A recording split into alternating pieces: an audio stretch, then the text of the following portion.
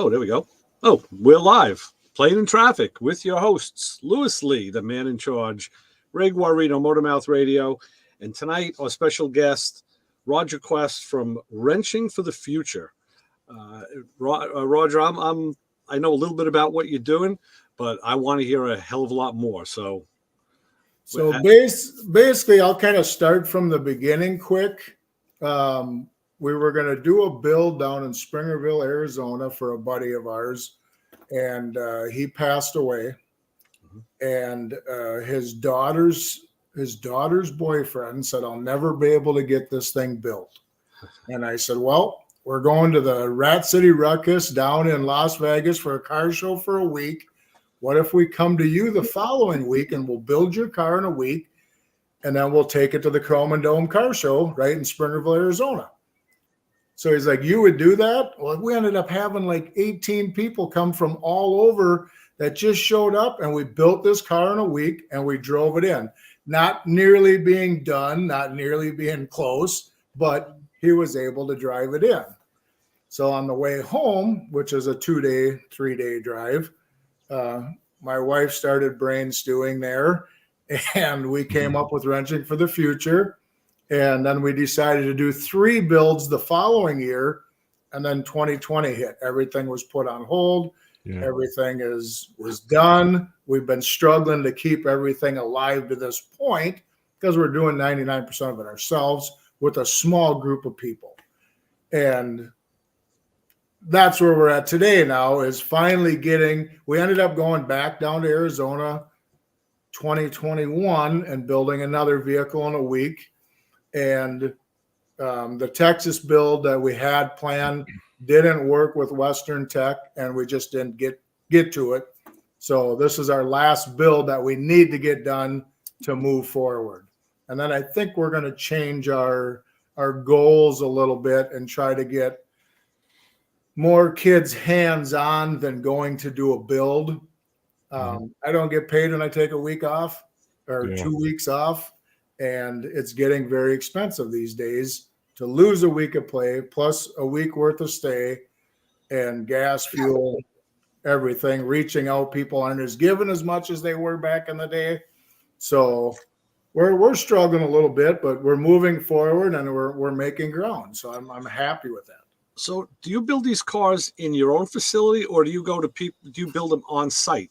So both vehicles that we've built so far were in Springerville, Arizona, and I'm from Stillwater, Minnesota. So the other side of the United States, and we built it actually in the school mechanics room.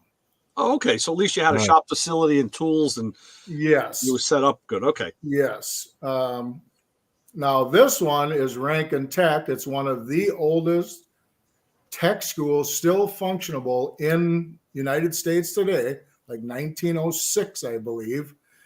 And part of it's an old train depot where they worked on locomotives. This building is like you could have a football game in this thing. It's huge. Wow.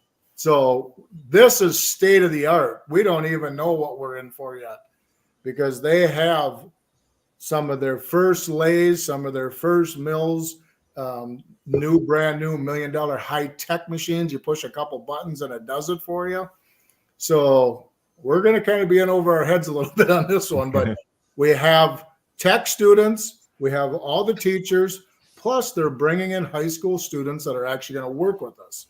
The tech students are going to kind of do their own thing. Okay. You know, that's a great idea. You know, we had a build last year on my bus, and guys came in from all over the country. And so we wanted to put together a team to go around and help people that might need help, just like that lady, you know, to finish somebody's car, just get it where they can drive it. Yep. So I'm still in your idea of going to the colleges because I'm going to reach out to a lot of different colleges. That is a great idea to go to the college and put the kids in the situation. That's great. That's a wonderful idea.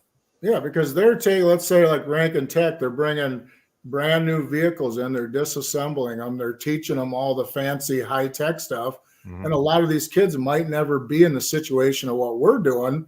We're taking 20 different vehicles and parts from this and parts from that, and we're making everything work, and we're doing it safe also. Mm-hmm. So, right.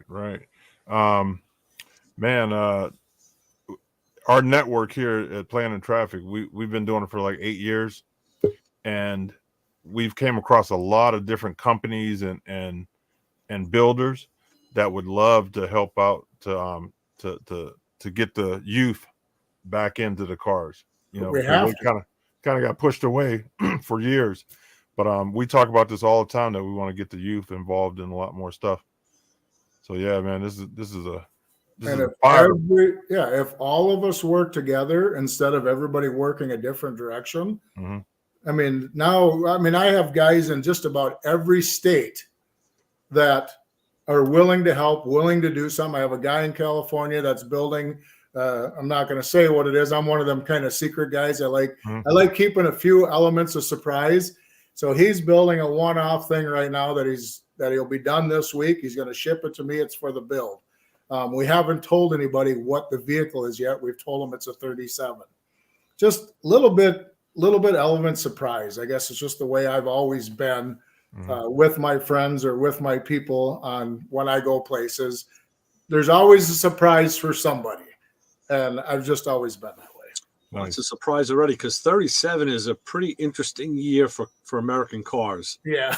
It really is. It's something I really, really like, and they're really hard to find. Yeah. 37 Chevys are actually getting to be almost impossible to find that are rebuildable.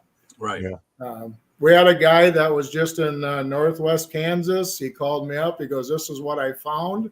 And are you interested?" And I said, "Yep." So he donated. He bought it and donated it. Wow.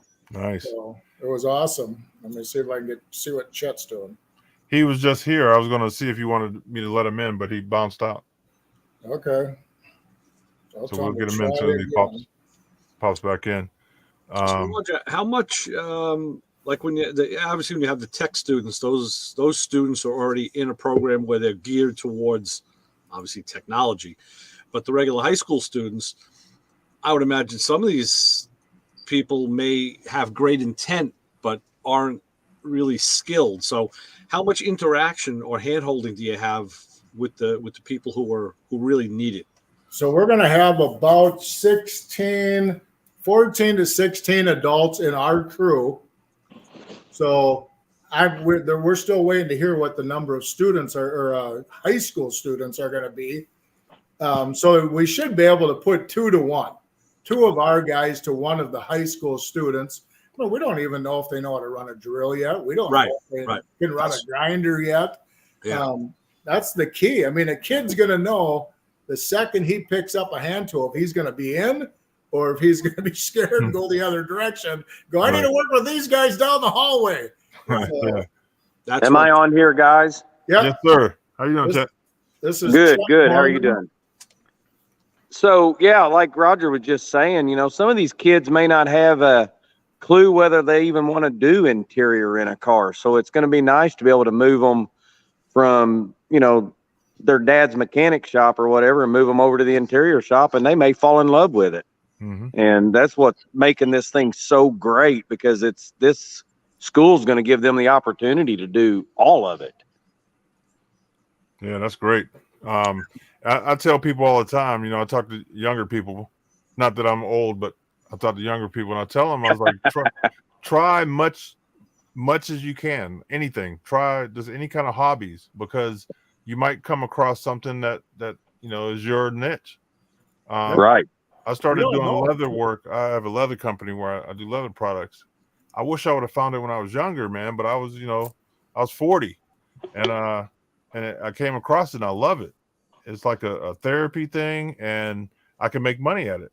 So I tell everybody, try everything. You never know what your talent is until you come across it. Exactly. And patience. You can't teach patience, No. You can't teach it. And I'm the same way. My wife's father passed away. I end up with every leather tool you could imagine, and I have it all in my office, and I've built one belt so far.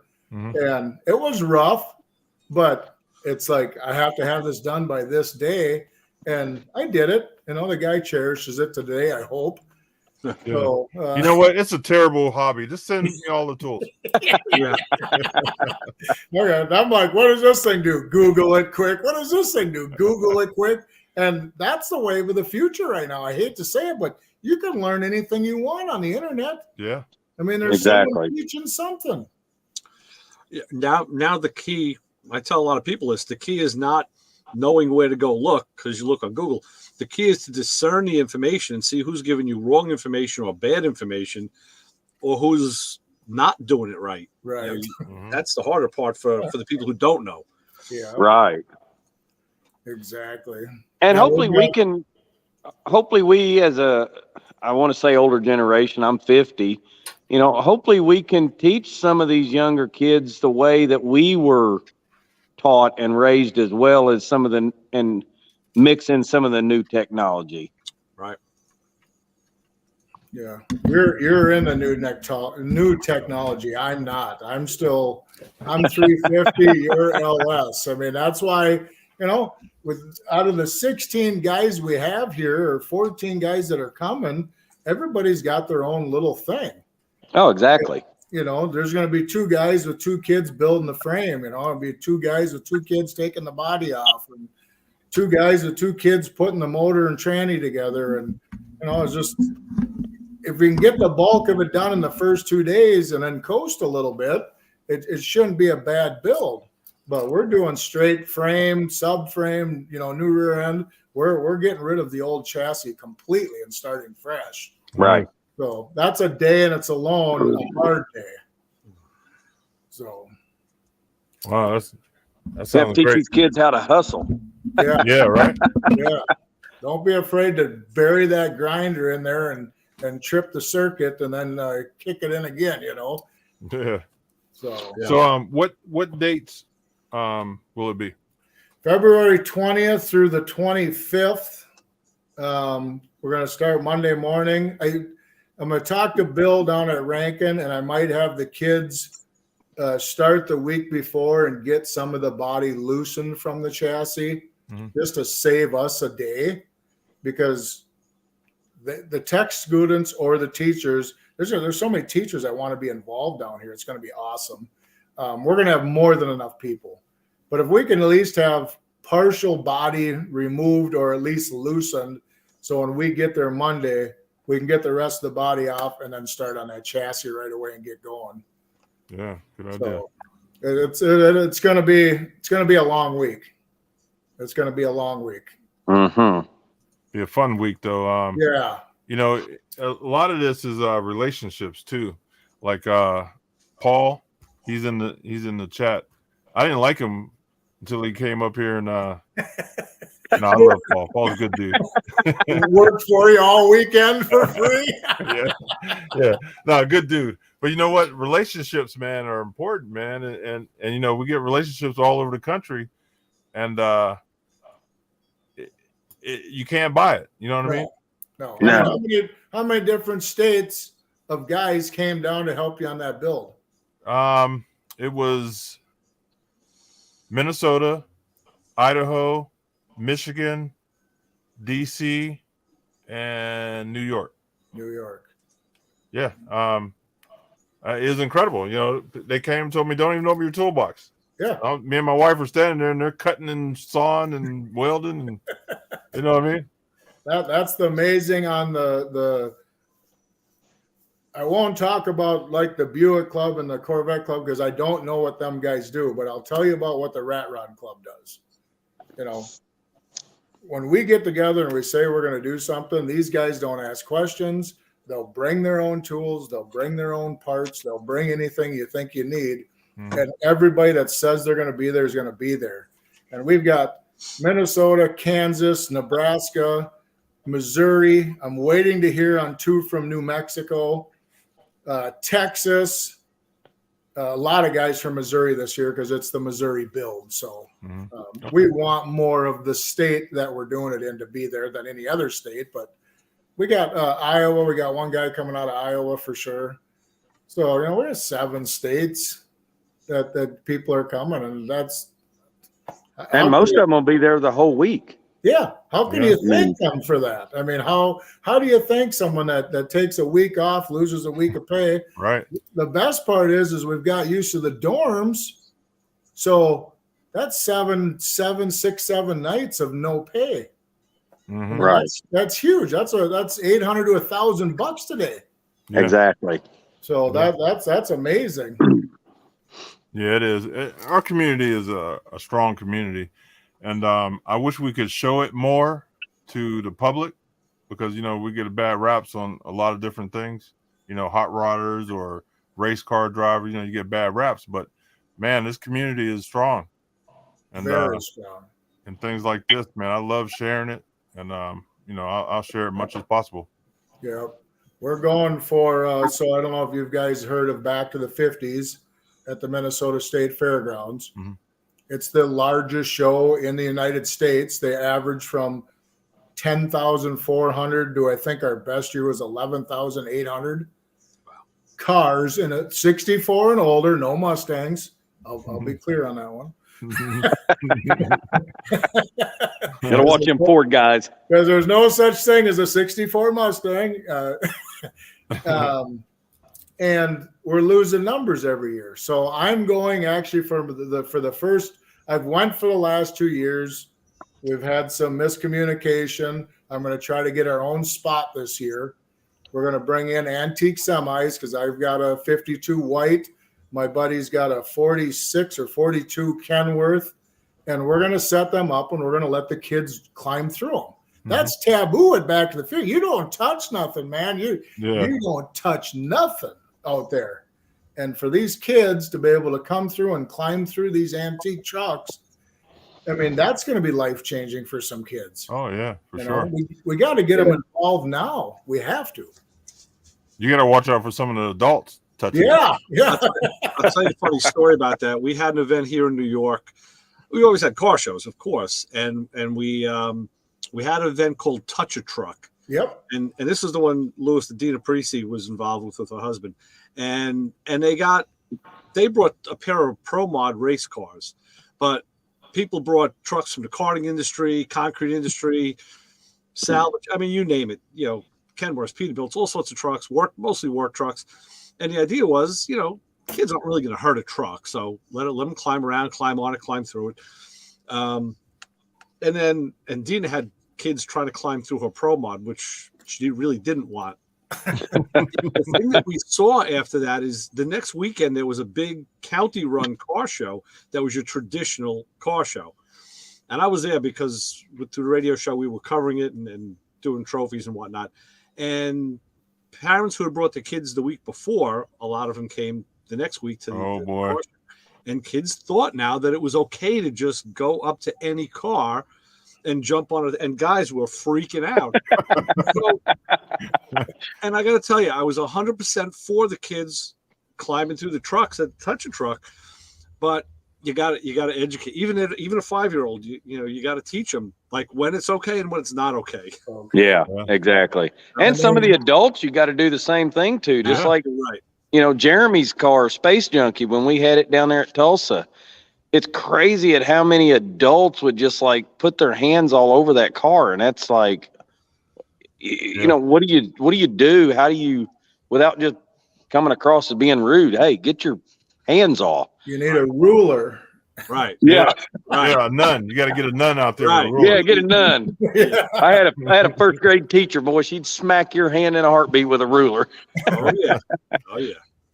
That's the cool thing about the rat rod, world is, we don't care. Let them get in them and jump through them, play with them. I mean, the only problem with that is on some of the rat rods that I know and have, worked on in friends' cars, they can get hurt because there's sharp edges and there's pointy and all sorts of crazy stuff. So again, it's great to do, but you got to watch the kids. You really got to watch. Yeah. Make sure they got a tetanus shot first. Yeah, right. Yeah, Steve Darnell. I was talking to him at Sema, and I was walking around his truck, and I'm like, man, I got to watch her poke an eye out because I'm high. Yeah. So I'm hitting mirrors and all kind of stuff. At 6'5", you're hitting more than me and Chet are. I'm going to tell you right now. I can promise you. Yeah. So we got a couple guys in the chat. We got Where'd Brian go? He's come up missing. Yeah, he probably just stepped away. Brian, I know Paul. Brian wants to talk about this. Yeah, we get Paul in. Hey, Paul. Oh, look at Paulie. Hey, Hey, Paul. how you guys doing tonight? Good, good, good. Chad? How are you, Paul? That's Hey. for you, Chad. I got my red pen, Paul. Okay. Hey, We're done with the sarcasm for a minute. Lewis, thank you for having me back. Roger, I'm glad that you and Lewis were able to talk the other day and put this all together. Chet, fantastic seeing you. Yes, sir. You too. Ray, how you doing, Ray? Pretty good, Paul.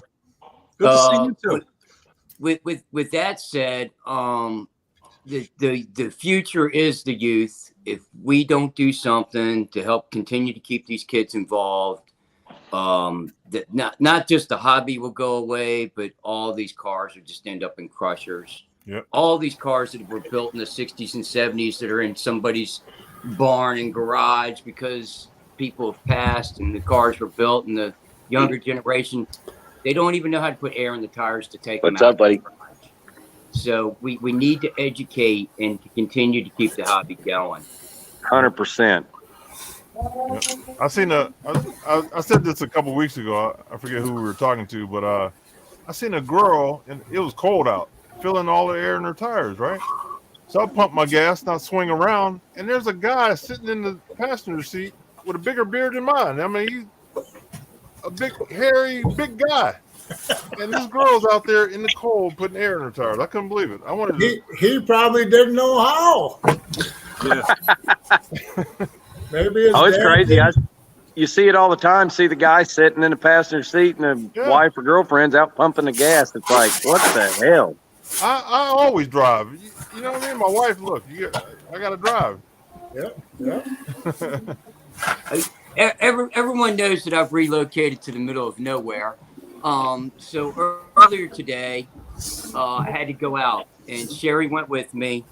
And this is one of the few times I just said, "You drive." I was exhausted, and it actually felt good to be in the passenger seat for a few minutes and let her do the driving. But no, the man is supposed to man up. The man's supposed to pump the gas, put air in the tires, change the oil.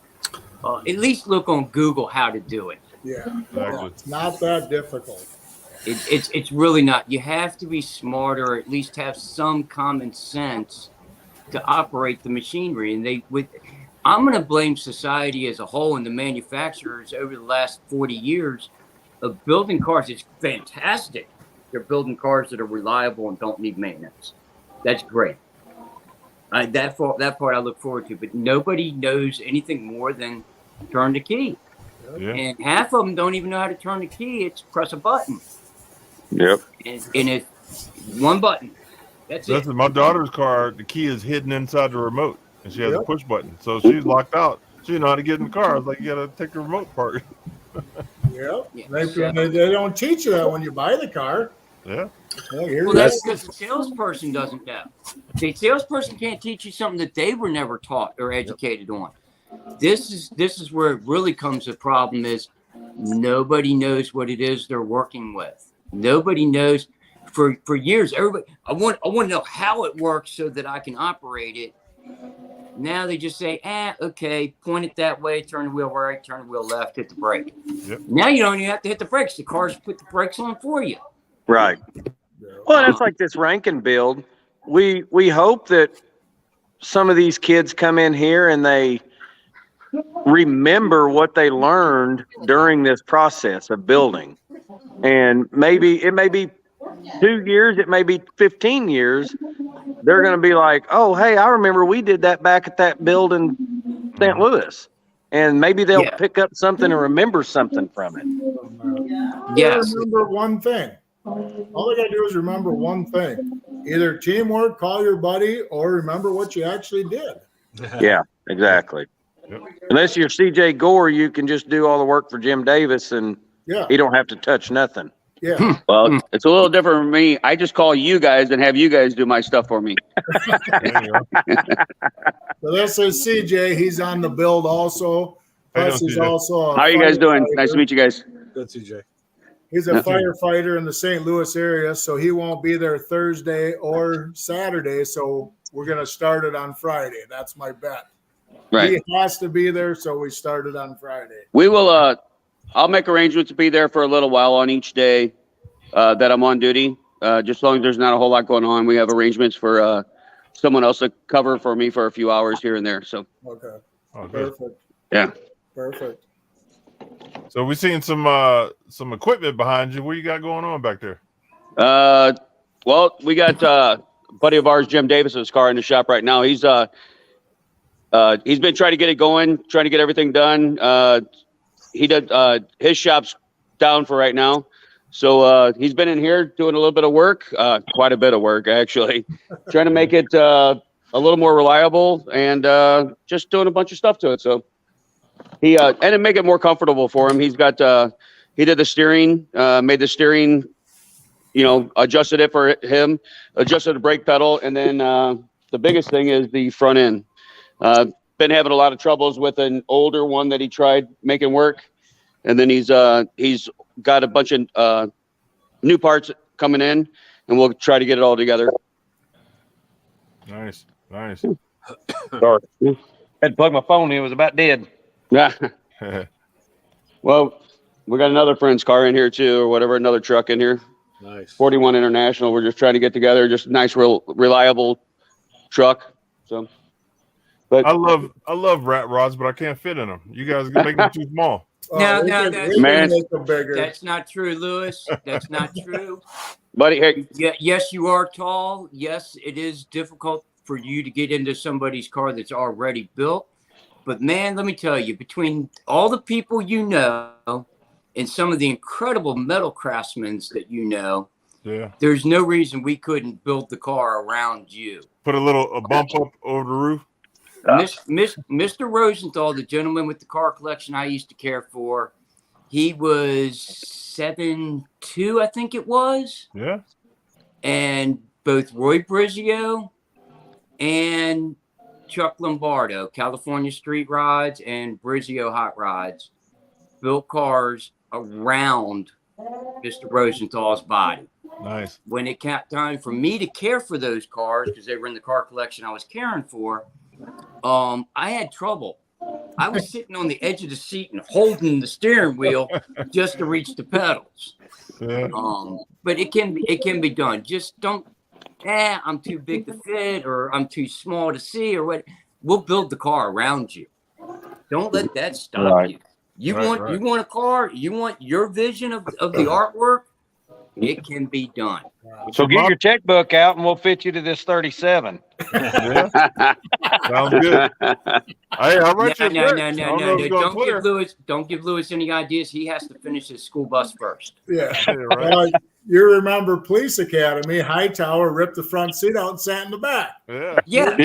That was a small car. That was a very small car. What car was that? Was it That was like Honda the first series of CVC. Honda Civic, wasn't it? Yeah. Honda, it was before the Civics. It was the CVCC. Is that what it was called? Yeah. Yep. That's a small car. You see, here's my problem. My wife loves rat rods too. So if I ever built one, it'd be for her because she won't let me drive it. Hey, at least you still have one. Just have your wife call me and we'll put something together for her. Yeah. there you go. There we go. There, Jimmy. Yeah, I'm still awake. I didn't go to bed yet. Jimmy was scared. Mr. Earlier when I told him he Smooth. could Good come evening, on. Mr. He's like, Smooth. no. I think I'll just watch. How you doing, Jimmy? Doing good. How you? Good. New people on the show, you got to take your shirt off. Yeah, they tried to do that before. I don't know. I'm out. Didn't work. Glad to have you, man. Let You're the always welcome. Let the coach. Great. He looks like he's in shape. Great to be here. So, my usual guys, got any questions? Brian? I don't know. Brian's awful quiet tonight. Oh, I know. I'm quiet. I'm just laid back. No, I just I don't even know where to really begin on questions. I think it's a great idea as a tool distributor, and unfortunately, there's not that many new guys getting involved in this. And of course, the guys that I've had, like I said, I get guys that they go through Lincoln Tech or some type of trade school, and those guys pump so much. It's almost nonsense because they say, "Oh, you'll leave here and you'll make $100,000 a year at a dealership." And of course, they get into a dealership and they have, they start out at the bottom of the pool, and about 6 months in, they're like, "This ain't for me," because they're not making any money, and of course, they move on. And yeah, it's a shame. And trying to debt to you at that point. Yeah, well, then they're in hock because they think that everybody should give them the tools, and that's a huge, like I said, a huge problem when you don't have the right tools to do the job. But, I was going to say, Brian, hell, you have a hard enough trouble tracking down the old guys that you have, let alone finding new guys. Yeah, well, that's that is true. He's a bail jumper on his time off. Yeah, the bounty hunter. So, Can I just say one thing, that we have to tip our hats to Rankin Tech in St. Louis, because they were putting the billboards up and everything to promote what we were going to do back when COVID hit. I mean, they were all in 100%. And if you can ever get trade schools to do what Rankin Tech is doing, our job would be a lot simpler. Yeah, first class outfit. Yeah, I'm gonna reach out to some schools, man. That never crossed my mind. I was thinking about going to people's homes and doing their cars there, but man, if we can get a tech school, that's on the money. And try to get shop class back into high schools. Mm-hmm. I mean, that every school had that back in the day, and now none of them do. I mean, how that's where I learned to do it. Besides my dad teaching me everything he could. I mean, shop class, you couldn't wait to get to shop class to learn something, or to run a welder or a drill or a grinder, Yep. So, and I was just gonna ask that, as far as with everybody in the group right now, as to what's your take, or what do you know within the states that you're in, as to if any of the high schools still have auto shops. The district I'm with, we still have auto shops with our high schools, but that's one district in the city, and there's 3 or 4 more districts in this city. So I don't think the other districts have it. Okay. I don't know of any in my area. I don't know of any shop classes. Well, unfortunately with that, again, it's the evil of our society of government and policies where nobody wants to, like I said, I had shop class in high school, and, we had a car go off the lift, and, all of a sudden it was a major issue, or, a car caught on fire underneath. Of course, we were underneath the English wing. So, there's a liability, and next thing you know, you get everybody, we can all go back and thank the person that sued McDonald's for spilling hot coffee on them, and they got $1 billion. Because after that, everybody was afraid to do anything. Anything. I mean, I got one good story from when we built that car at Chromonodome at school. Roger, remember that kid showed up with brand new white tennis shoes that morning? Oh, yeah. We asked him about it. But then there was Vans, white. Yeah. Then there was a couple other kids that didn't know nothing, but within an hour's time, they were wanting to get dirty and get after it. So within an hour's time, the kids that are there to get a credit are kids that really want to dive in. And that's what makes it fun. The kids that don't know nothing, but they're ready to get after it. And they do. Those kids come in late and stay late, and they're early. Yeah. Nice. A couple of them kids ran on the back, and they went back to class. I mean, we blew them off a little bit, but they went back to class, and they were dusty from head to toe, and they were just happy. They were just happy. Jimmy, when you and I went to Nebraska and met Roger in Nebraska at the scene of the crash. Yeah. Uh-huh. We had that one young man come up to us. He couldn't have been more than 8 to 10 years old. Yeah. And he immediately said, "Is there an age restriction?" And Roger, you said no. You want to get your hands dirty. We let that young man come in. He hung with us for a couple of hours. He ended up going with Jake and putting all the brake lines on, and Jake taught him how to flare once, and he took it from there. And he was flaring the brake lines, putting the fittings together. It was amazing. I mean, like you said, he was 8 or 10 years old. His mom and dad were just glowing over there. They were so happy that, I mean, he asked. The parents didn't come and ask. He came up and asked. Yes. That's one out of a million. One out of a million kids to do that. It was fantastic to work with him that day.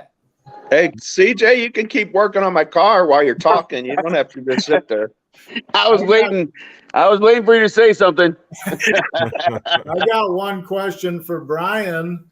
Now that technology has completely changed, I mean, do you still sell wrench sets and socket sets, or are you selling the computer set or the specialty tools? I mean, what's hot right now? Well, it's odd that you say that, because I'm still dumbfounded on how many sets of screwdrivers and wrenches I sold. I actually sold 2 sets of wrenches and a screwdriver set today. And, you know, so, I mean, there's still a call for that stuff, but there's so much of it is, you know, with the computer, you know, with a scanner, with the computer type stuff. And believe it or not, I was a little late to the game because I was never a really big battery guy. I was more air tools, you know. I had a lot of air tools, and I kind of missed the boat when that changed. But, you know, that battery stuff, I can't keep it on the truck because it's amazing, like I said, what people want, or, you know, changing over to actually sell an air tool today is like unheard of, you know. You know, I had probably the first or second year I started playing in traffic, I had a company send me some battery operated tools, just, you know, for me to try them out. They were so junky. I was like, man, there's no way ever this is gonna, you know, catch up with the air. But man, you know, that's taking over. Well, the biggest problem that they have, and it is getting better, but, you know, of course, the source is the battery technology. It's just like, you know, as much as I don't want to say anything about electric cars and all that stuff, as that technology gets better, you know, they will become, and the battery stuff is so much better now. Have you guys seen now that there's a new line? Amazon has their own line of battery powered tools. I don't remember the name, what they call it, but it's basically skill. Who's behind it? I watched the shoot off yesterday between the guy went for the low level tools. So he had Bauer from from Harbor Freight, Hart from Walmart, and now this new brand from Amazon. And the Amazon stuff came in dead last. It was like pathetic. But I tell you, that Hart and the Bauer stuff really put up some impressive numbers. No, it's funny that you brought up Hart, because I've been watching this series of these builders. They're building RVs. CJ's going to get his Bauer stuff out. I can see what CJ's doing.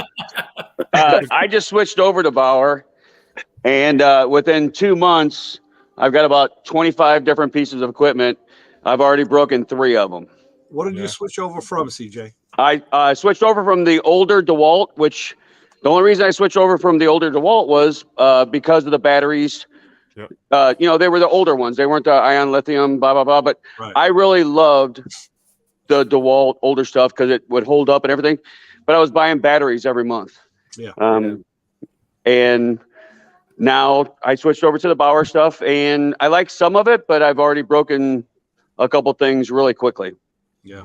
Now the Walmart brand, the Hart, they sponsored this show that I watch on the internet. It's what's it called?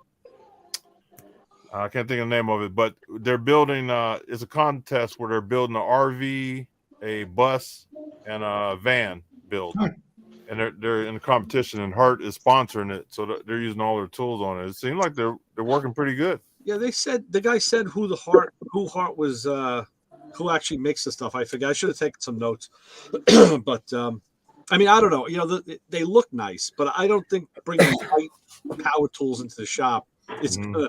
They're not going to be white for too long, you know? Right? Yeah. Well, that was one of the biggest things, and since we've with Mako, we have our Infinity line, and of course they had problems because of COVID and the backlog of stuff and parts and supply.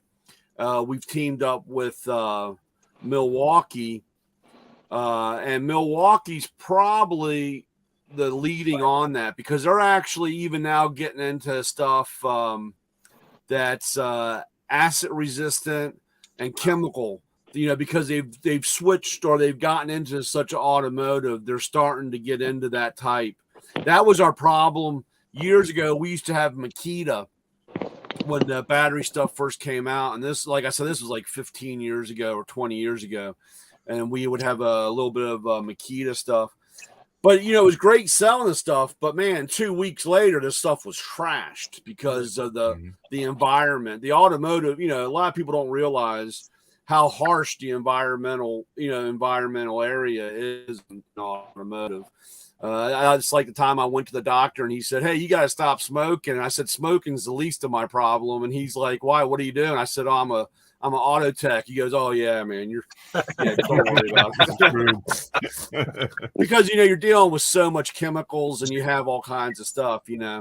So, but at least seeing, or we have training courses, and like I said, Makita's coming up with stuff that's acid resistant and are chemically sound and so forth, which. Right. Again, it's a little bit more pricey, but it will hold up. And like I said, their battery, that's the biggest problem I have with it, because they get to a certain point, just like his, that guy, CJ talked about his DeWalt stuff. They get to a certain point, then they get into new battery technology, and now they got to change something. So whatever you had before no longer works, and you got to change everything. And that's where it gets expensive. That's the problem. That's why I held off on the buy-in. Yes, sir. Lewis, I got a question for Roger and for Chet basically here. Okay. Are you getting the people getting a hold of you with some of the requests that you've already had? Are some of those requests filled? Is there some particular items that we're still looking for to complete this? And how would somebody contact you if they had one of those items?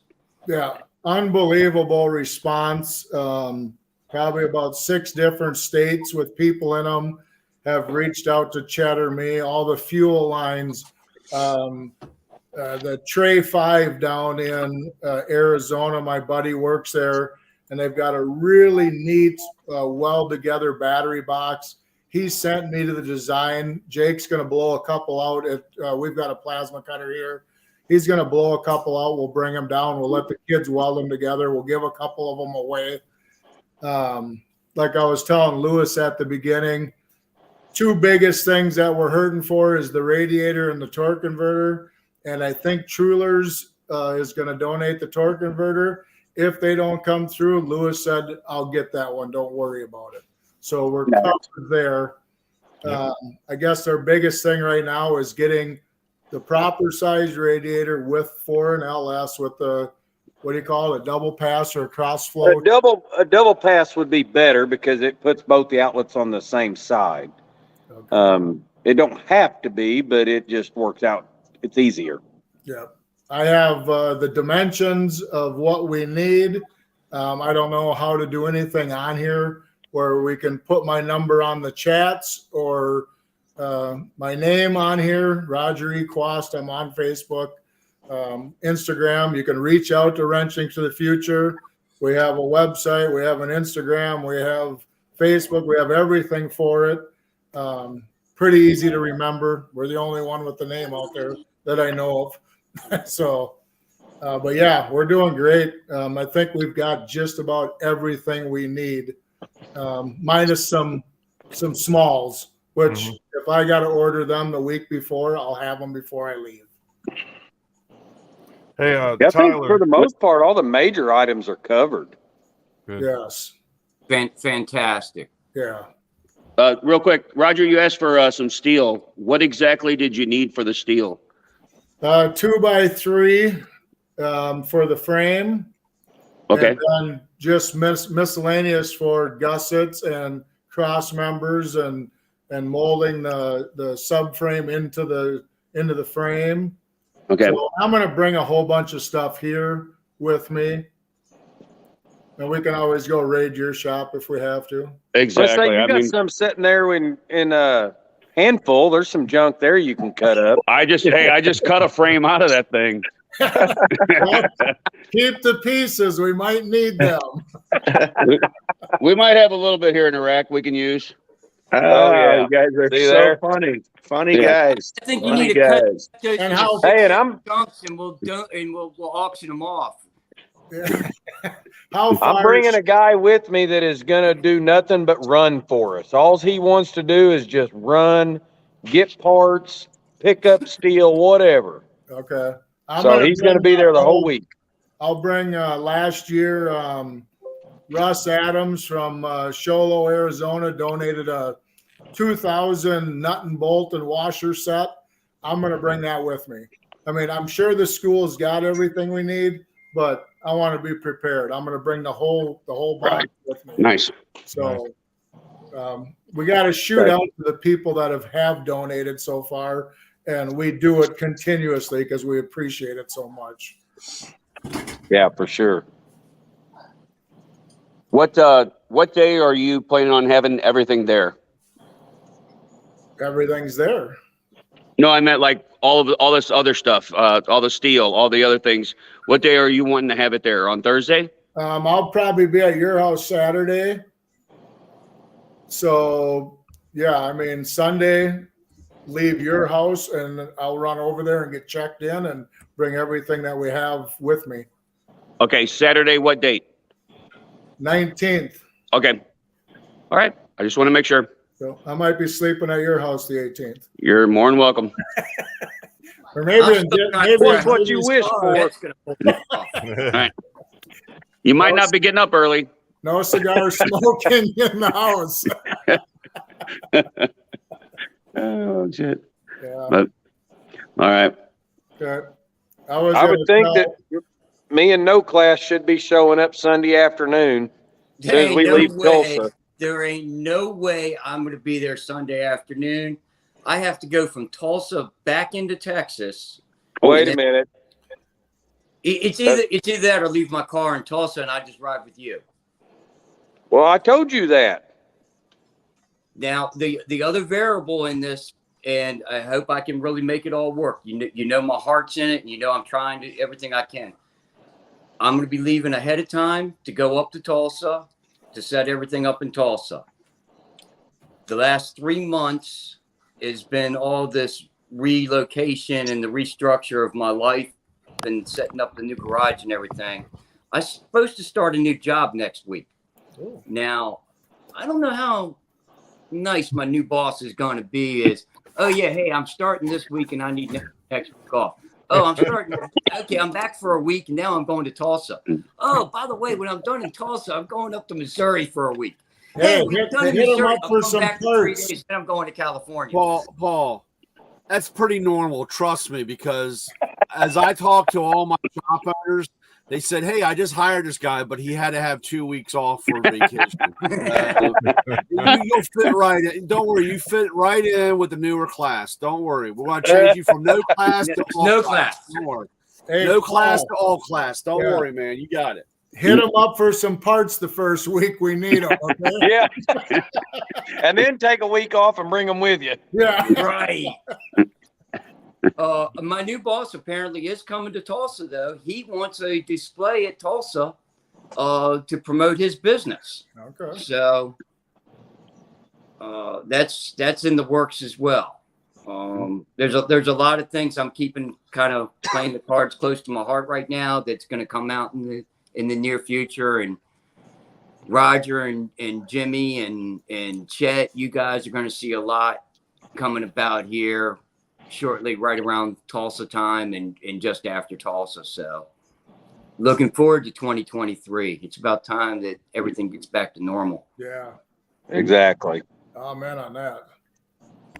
Yeah, I think it's gonna be a good year. There's a lot of new stuff coming down the pike.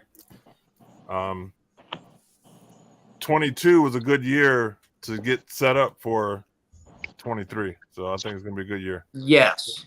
Now, with that in mind, Lewis, we need to start working on your bus, get that thing done, so you can start traveling the country doing the podcast from the bus. Yeah. I got a little cold weather up here. As soon as the weather breaks, I'm gonna throw the paint on it. Oh, that's right. I forget you guys up in the north, you're still fighting the cold air. Yeah, we're in the mix of it right now. Yeah, he hasn't asked to borrow or rent shop space yet. So Yeah. Hey, I was thinking about it. I was like, man, Tyler got a spot. That's a big spot to put that bus in.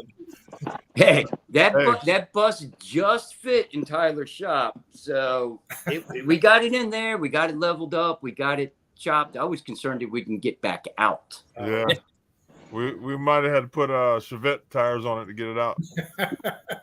Yeah, you guys said a bad word when you said paint it. Yeah. Oh, yeah. I was waiting for people to start dropping off when he said that. The shiny cars. Shiny. Easy. All of a sudden the screen goes clear.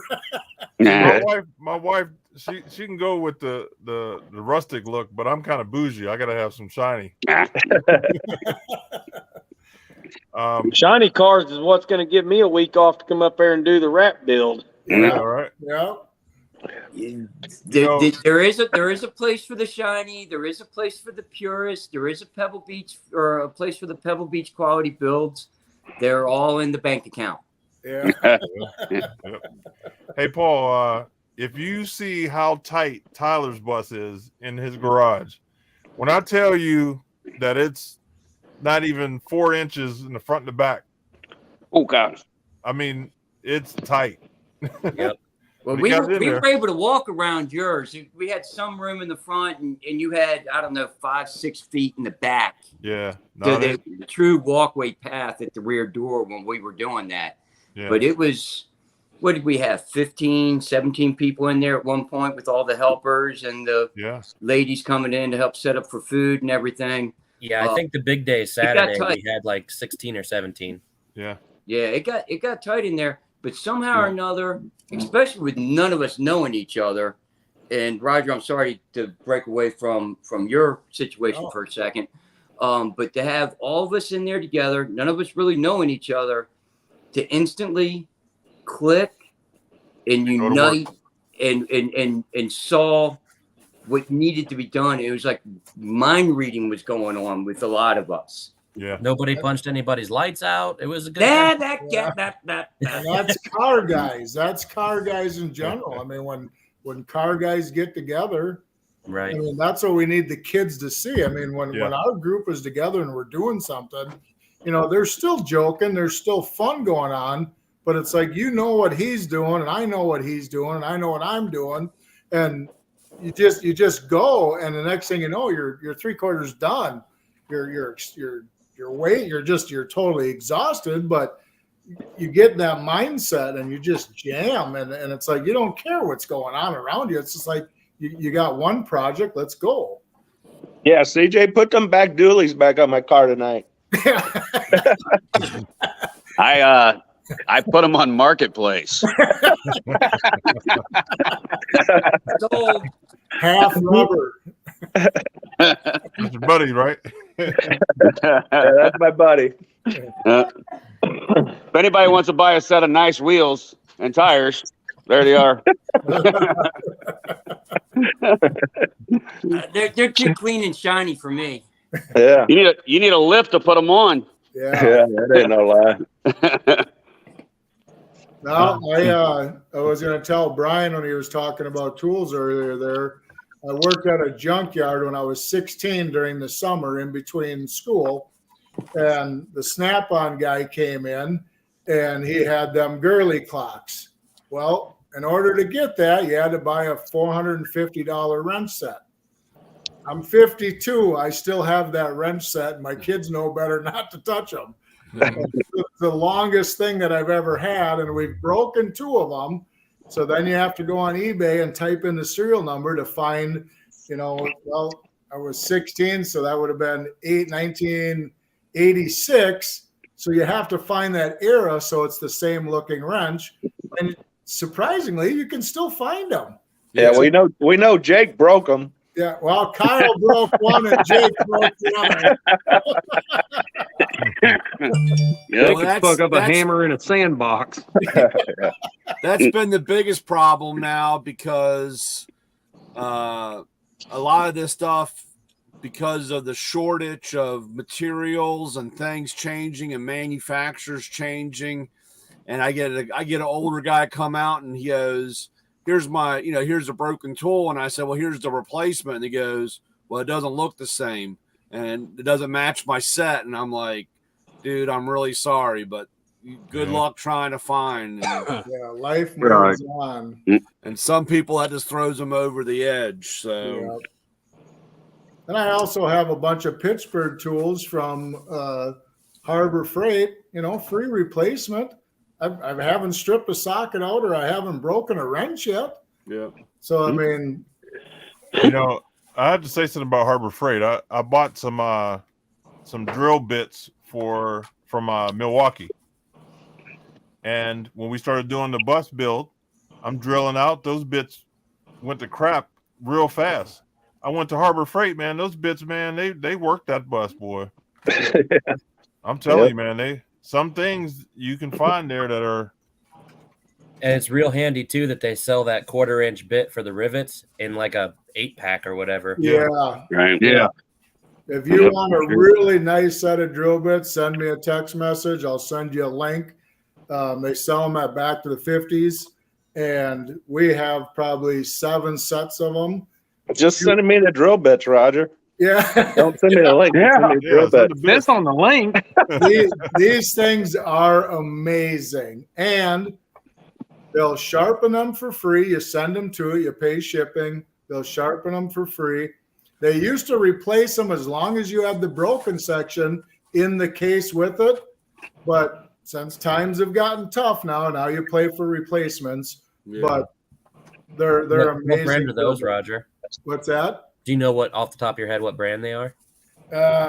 They were called American Made, and now they switched to something else. Yeah. And I can get the link to Paul, and he can get it to you.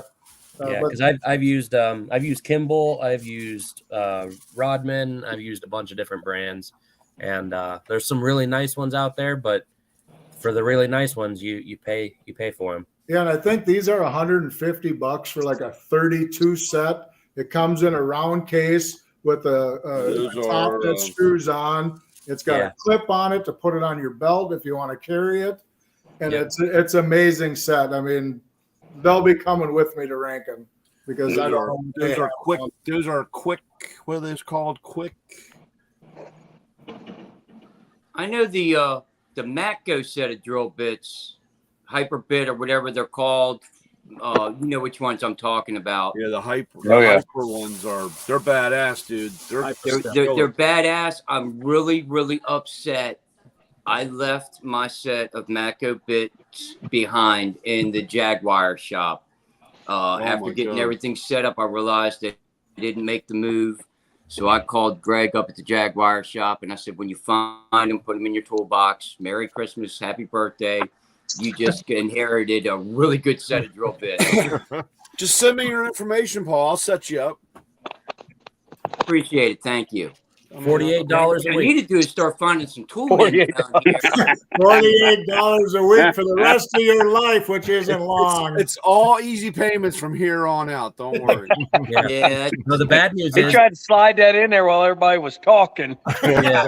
The bad news is I don't have any tool truck guys that come to my shop, so I end up going out to all these different guys. I think I've got like $200 a week going out to tool trucks right now. Really? What was your number? I can add you to my list. Yeah, right. I don't buy from the Dirty Bird though. Yeah, I know, man. That's no good. The Dirty Bird. The Dirty Bird. So, okay. hey guys, I'm gonna jump off here.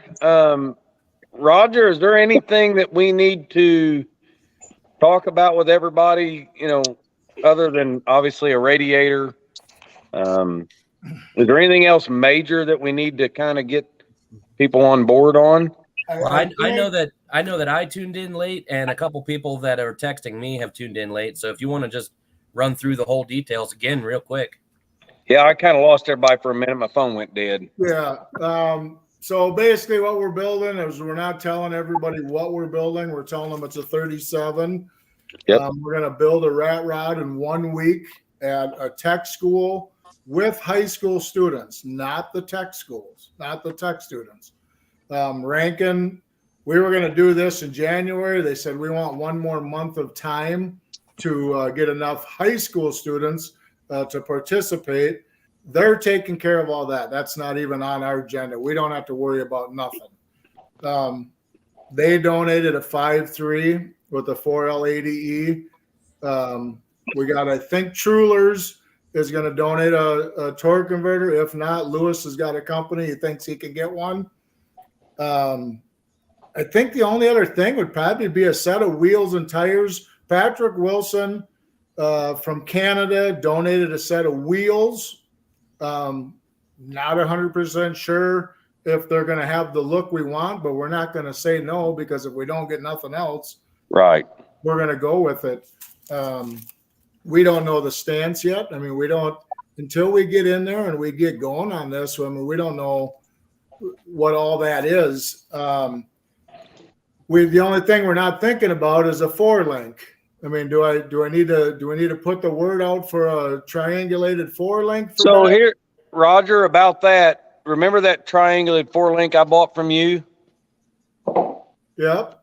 And you shipped it to me. I'll bring it and we'll use it if we need to. Use that. Well, then Wrenching for the Future will just buy it back from you. Well, I don't care. You've donated enough. It'll be fine. I'm not giving the money to my kids, so I might as well spend it. We don't want airbags. We want to static this baby so you don't have none of the headaches of dropping it or lifting it or something blowing out. Hey, if somebody donates airbags, send them to me if you're not going to use them. Because make sure they're semi ones so they'll hold the bus up. Yeah. Little things, a steering knuckle, a double D steering knuckle. Like I said, I'll order that the week before if no one comes forward and donates it. A Speedway card, if someone wants to throw $100 Speedway card at us, fine, we'll take it. I mean, I will guarantee you 100% of anything that's donated will be used, if not on this build, on something else. I have a trailer. It doesn't have to be Speedway. It can be Jags. It can be Summit. It can be it can be anything. It can be the Napa down the street. Go for it. Yeah, the Napa down the street from where we're working. Right. That a guy down in Springerville, Arizona, drove down to the Napa, put a $700 credit under our name, and he says, if you use that up, you call me. And we ended up using like $730. So I just paid the other $30. We never even told him. But that was a lifesaver. Yeah. I mean, the nuts and the bolts and the grinding, the stuff we needed there. So maybe like a Visa gift card would be best. Something like that you can use something anywhere. like that, yeah. And then, like I said on my live feed, if it's $5 or if it's $100, it's going to help. We will need things. I put a lot out of my pocket into this. Chet's got a lot in his pocket. Jimmy stored the truck for 2 years. CJ is going to have a lot out of his pocket coming up soon when we raid his shop. Paul's going to have more time driving than anything else, but he'll right. Paul's no joke, man. He got a lot of miles under his belt. He went from one corner of the country to bottom of the country, and he's still far away from everybody. He moved 8 states closer, but he's still far away. Yeah. I just needed a warmer climate. Yeah.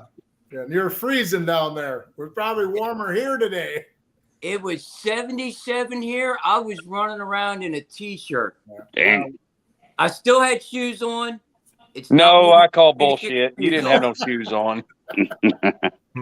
Sandals. Yeah, I had shoes and wool socks. But Roger, do you still have some more of the shirts left? We are going to bring shirts down for everybody. We'll make sure all the kids get theirs first, and then whatever else we've got, the builders will have shirts to put on also. Maybe some people in the general public would just like to add a t-shirt to their t-shirt collection. Go to Wrenching for the Future on Facebook or Instagram. There's a whole store there. There's a shop button. There's a donate button. That's my wife's end of it. I just remembering things I hear her say. And then I think she's going to get a couple other accounts going to get farther out. But I mean, even if 100 people see this show, it's probably 100 people that wouldn't see my live feed or Chuck's live feed or Jimmy's live feed. This is going to be 100 people that we don't know, and that'll be huge. I mean, that's what we're trying to do is get the word out farther. We're looking for $1 million, but we don't expect to ever get it. We want $5 and $10 things to keep moving and keep this going.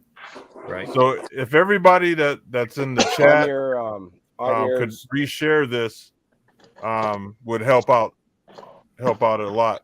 So everybody just keep resharing. And that's key. That's the best when people share stuff. It's amazing on what you get for feedback. Yeah. Are you grabbing a buzz ball? CJ? No. I went to the drawer for the bear claw latches whenever you started talking about everything we need, and I forgot that you said bear claw latches. I thought he was getting me a cigar. I think I got a couple sets here in the drawer. I don't know if you can. Is that showing the drawer? Yeah. Jimmy, I'll have you a cigar next weekend. All right, that sounds great. CJ don't smoke it. CJ didn't give me one today. Hey, he ain't gonna smoke it. I know he won't. Here, I'm gonna go back over here. When did we build the trophies? It was like 3 months ago. All right, you ready for this? Look right here. It's still sitting there. Can you see that? That's Jim's cigar that he never finished smoking from however long ago that was. He smoked one two years ago at the car show, and he left it on the urinal. Remember? Yeah, he did. Yeah, he took like 2 puffs out of it. He wasted them. And then he wants a $30 cigar. Keeps you guys talking. That's Chet. Talking Chet. All right. It's been great talking to everybody. I'm going to have to jump off here too. So thanks a lot for having us on, and we'll see you guys soon, hopefully. Hey, listen, I tell all the guests, once you come on here, you're family, so you can come on anytime you want to share or just hang out. Sounds awesome. Sounds great. Sounds great. It's been great talking to everybody. Love you, Jimmy. Take care, my brother. Love you guys. See you tomorrow. Yeah, love you, Jimmy. Take care. Right. Take care, guys. It was way more relaxed than what I was expecting. But the other night, Lewis, you said it's going to be like a bunch of guys sitting in a garage bullshit. Yep. And this was very comforting. I'm like, I want to have a couple cocktails to loosen up now. This is good. I did. I'd like to come on more often. Hey, yeah, you're always welcome, man. Really. Hey, quick question on the shirts on your website where you have the shirts, your merchandise stuff. Do your shirts have your website on them? So like, as far as getting the word out, like if people were to order your shirts and wear them out and about, does it have like your website or any of that info on it where people, when they see it and they're like, hey, what's that? What's that about? It's got the website on it for people to see and go on. These batches that we have, these batches we have right now do not. but the people that were doing our shirts just raised their price to the point where we can't afford. We wouldn't make we'd make $1 off of a shirt or 50 cents off of a sweatshirt. So my wife just purchased a hat machine and a shirt press. So we're going to start doing it in-house now. And I will bring that up to her when we get up there to make sure maybe it's on a sleeve or under our name or wherever it is here, under our name or something. Yeah, that's a great idea. Good idea. Yeah. So she bought, you get a certain size piece of paper, whatever you can fill on it, for a quarter of the price for what they were charging us for just our back or our front logo, like on Paul's. So we're going to do it in-house, you know. And one more thing that we don't need to do, but we're strong enough about what we're doing that we'll take it. We have enough kids. We have enough grandkids. You know, we can do a shirt night and bang a bunch of them out. Yeah. You can order off of Amazon some Chinese kids and they'll come do it all for you. Did I say that out loud? Oh, I'm sorry. That was way Buy the bus full and Lewis will drop them off. I'll drop them off. They're still being held at the border. That's right. Don't worry. Border's closed. They'll come across. Don't worry. Yeah, and we have a group that'll be at the build with us. They're out of Nebraska. They do stickers and signs and the banners. They donate all of that, and they're amazing too. And nice. Just everybody that's in our circle is just phenomenal. You can't thank them enough, you know. And everybody knows we love each other, and I think that's the best part is we feed off of each other when we get to shows. And I do something special every time I go to a show for somebody, and this year it was Chet's year, and he likes PBR, and I found a 1940s 30-inch glass bottle that said PBR on it, and I actually made the tough man cry a little bit. It did happen. I got it. Now you got me. I got to show everybody now. So get in my office here. The original sticker on it was so worn off. I took this all the way to Nebraska. Oh yeah. And I had Molly recreate the sticker for the front. Get closer, Chet. Show them the part under the paps. Can't. Hold on. There we go. You can see it. It says, "Are you chetting me?" Oh. So he's got a personal 30-inch, and this is glass with a steel cap on the top. Wow. It's the real deal. Yeah, I found one other one on eBay, and the guy was asking $1,000 for it. Wow. Hey, Paul Lyons. Yeah. Yeah, there's Paulie right there. Oh, we have a cartoon artist down in Arizona. Show another the good best right now, but he went through and did characterizations of all of our people or anybody that I wanted to do it for that's been involved. So everybody, I mean, he did like 30 different ones, and everybody's got their own personal one. It's just phenomenal. Just the group of people we're with. Remembered me.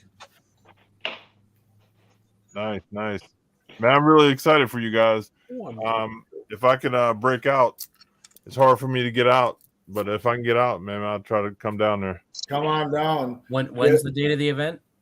February 20th through the 25th. So St. Louis, Missouri, Rankin Technical College, 22 acres of anything we can. They've got every single machine we need and more. Oh yeah, it's crazy. Our biggest thing now, from Ohio to St. Louis, you're really only looking at about 8 hours drive time, as long as the weather's good. Yeah, I got a friend out there I could crash with too. Yeah, you might have to look into that. And if you think you're coming, just give me a week's heads up so I can add your name to the dorms. Just so then you got dorms. Yeah. So we got they are supplying us with all of the dorm rooms, so we didn't have to buy hotel rooms. Oh, so that's cool.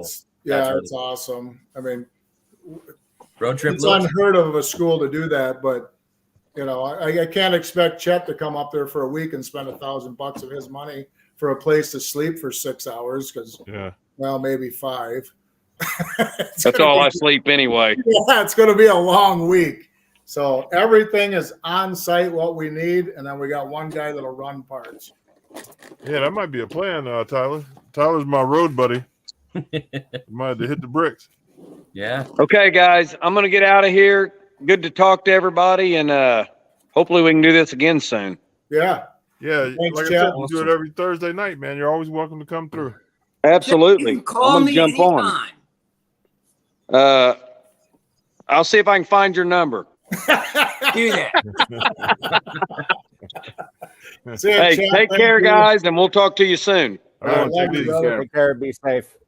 Bye, Right, guys. I'm gonna jump ship too. I gotta hit the hay. Hey, Nice Lewis, Nice before meeting you jump other off- guys, and we'll see you again, I'm sure. Okay, Roger. Yeah. thanks. Hey, Lewis, before you jump off, I wanted to ask you earlier, what color are you planning on going on the bus? It's It changes every week. no, I got the paint. At first, it was going to be eggplant purple. Yeah. Oh, I thought he said Eggplant purple. I thought he said turquoise earlier. Right, No, right. It's a Just like it's Kelsey a Grammer, right? sun-kissed orange. Turquoise. How about a rusty wrap? Nah, that's been done. I think it needs to be more like a Partridge Family bus with a bunch of penguins down the side of it instead of daisies and partridges. Do a bunch of penguins down it. Well, we do have YSU Penguins here, our college. I couldn't do the Penguins, There you go. but it's Maybe going to be little a sponsorship there. yeah. It's going to be sun-kissed orange. It's a Summit Racing color. Okay. Sun-kissed orange on probably 3/4 of the way up, and the rest will be white. Okay. And I might throw Yeah, you some. got to have that white, silver, reflective top.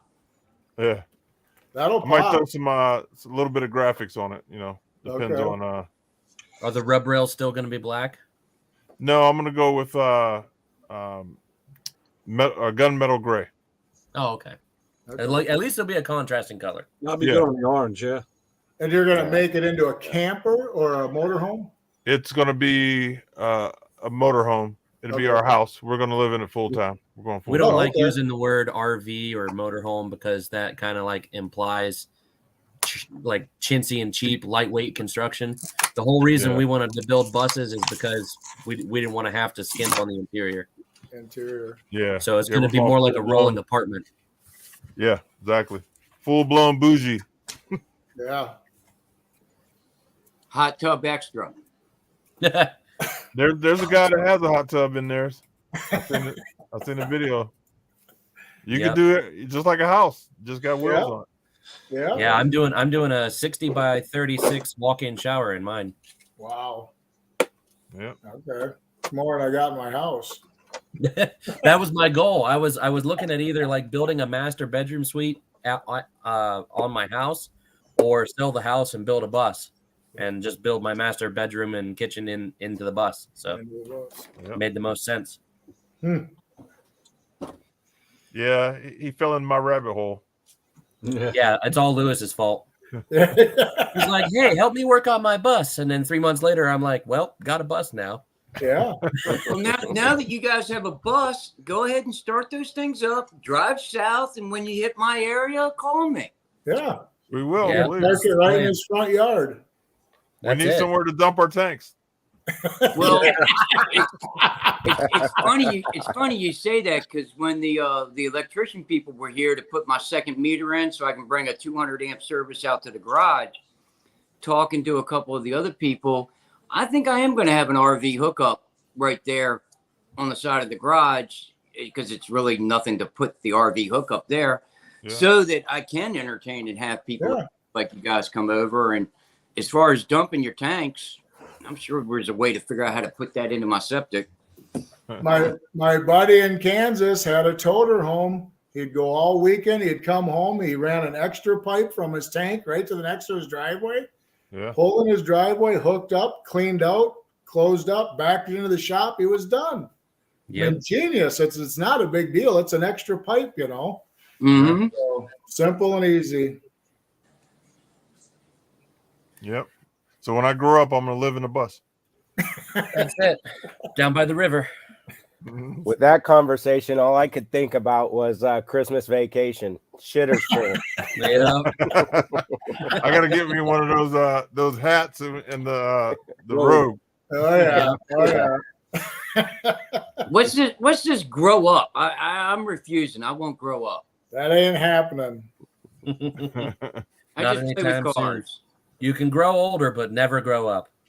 I'm trying Yeah, not right. to grow older, but that's just happening. Listen, you're just 32 with a whole bunch of experience, Paul. I have high mileage. Yeah. So does your Honda. My Honda has some seriously high mileage. I think we're at 270 now. Oh, you got a long ways to go to get to the Million Mile Club. Yeah. Yeah, well, Yeah. I keep doing these cross country trips with it. All right, gentlemen, I'm gonna get back You're to work working for a on little it. bit. Nice meeting you. Yep. All right, guys. I was able to hop on. Take care. Thank you. Yeah, I'm jumping ship. All right, I'm Lewis- getting yours Lewis too. looks tired. So everybody Hey, knows Roger, how I to get a sent hold of you, me. Anybody wants to Nelson's contact me, hit me up, and we'll talk cars, talk trucks, talk buses, talk builds. I'll talk about anything except for what this truck or vehicle is. Yeah, right. That'll be revealed in 2 months. Yes. I'll reveal it the first day we're there for sure, just for people that are wondering. I know that I've got a bunch of phone calls. What are you building? What are you building? Sorry, can't tell you. There was talk that this would be videotaped and broadcasted. Are we going to try to do live broadcasting throughout the whole build? Well, we'll be doing live feeds. I'm working on trying to find a couple guys that will film the whole thing and then maybe scrap it down to like a little hour or 45-minute little series. That I'm having a hard time with. It would really be awesome if somebody could show the interest who's in the film industry, maybe even at the university, if they have some kind of media type students there that would be willing to put together a documentary of the build being done. Well, if we could find any high school students to do it, that would be amazing. Mike Rowe, if you're watching this show, give me a call. You have my number. We talked, I met Mike Rowe a couple years ago. I actually built a bar for him coming to the Home and Garden Show. And I know he's busy. I mean, I know he's swamped, but he sounded very interested in this build. He said, get a hold of me before the build. So we've reached out to him. We haven't heard nothing back, but we'll find somebody. We'll bring the GoPros. We'll set them up in 4 different spots, and we'll get enough film and then have someone cut it all down and put it together. There'll be 30 people there with cell phones. We're going to be videoing, trust me. I wonder how many of the high schools, if they still have the AV department, you know, or if they've canceled those too.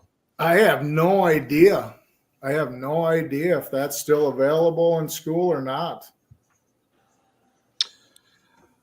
I'm going to say probably not, because most schools now use smart boards in the classroom and they're tied into the internet. So anything they need, they just bring up via the internet. Anything instructional, YouTube. So probably. Really? Yeah. I haven't heard that. Wow. Yeah. Yeah, but wasn't part of AV where they in high school the kids learned how to do film and different Well, yeah, but things? there's no film really anymore. They used to roll the film cart down the hall and bring it in, put the 16 millimeter on. Those days are gone. There's no VCRs anymore. They don't even use DVD players anymore. I just retired from a school system, so yeah, that's right. I'm speaking from experience. And we were using DVDs for a lot of stuff, and then they said, "Hey," the college said, you have smartboard capability, you have internet in the classroom. Find what you want on YouTube and just play it like that, and that's what they do. Unbelievable. Because now there's so much more on YouTube. If you think of like your own experience with it through the years, there's so much more on there now than there ever was. I mean, there's so many little niches. So, yeah, that's how they're doing it. Now, my wife was just telling me before we got onto this that people are now coming home from work and watching podcasts instead of watching their local news because it's much more interesting. Right. And you're getting live, real information, not whatever crap they're throwing out onto the local channels. So this is the wave of the future, is what we're doing. That's right. Just like YouTube, though, you have to know what you're watching and vet it out to see if you listen to some Yahoo or someone who's, I mean, there's a lot of conspiracy stuff in podcasts. And I have friends who listen to that because it's conspiracy based, and they just like going there. And then there's a lot of true crime. So I watch a lot of true crime stuff, Okay. Guys that were, involved in it. And now they're telling their stories.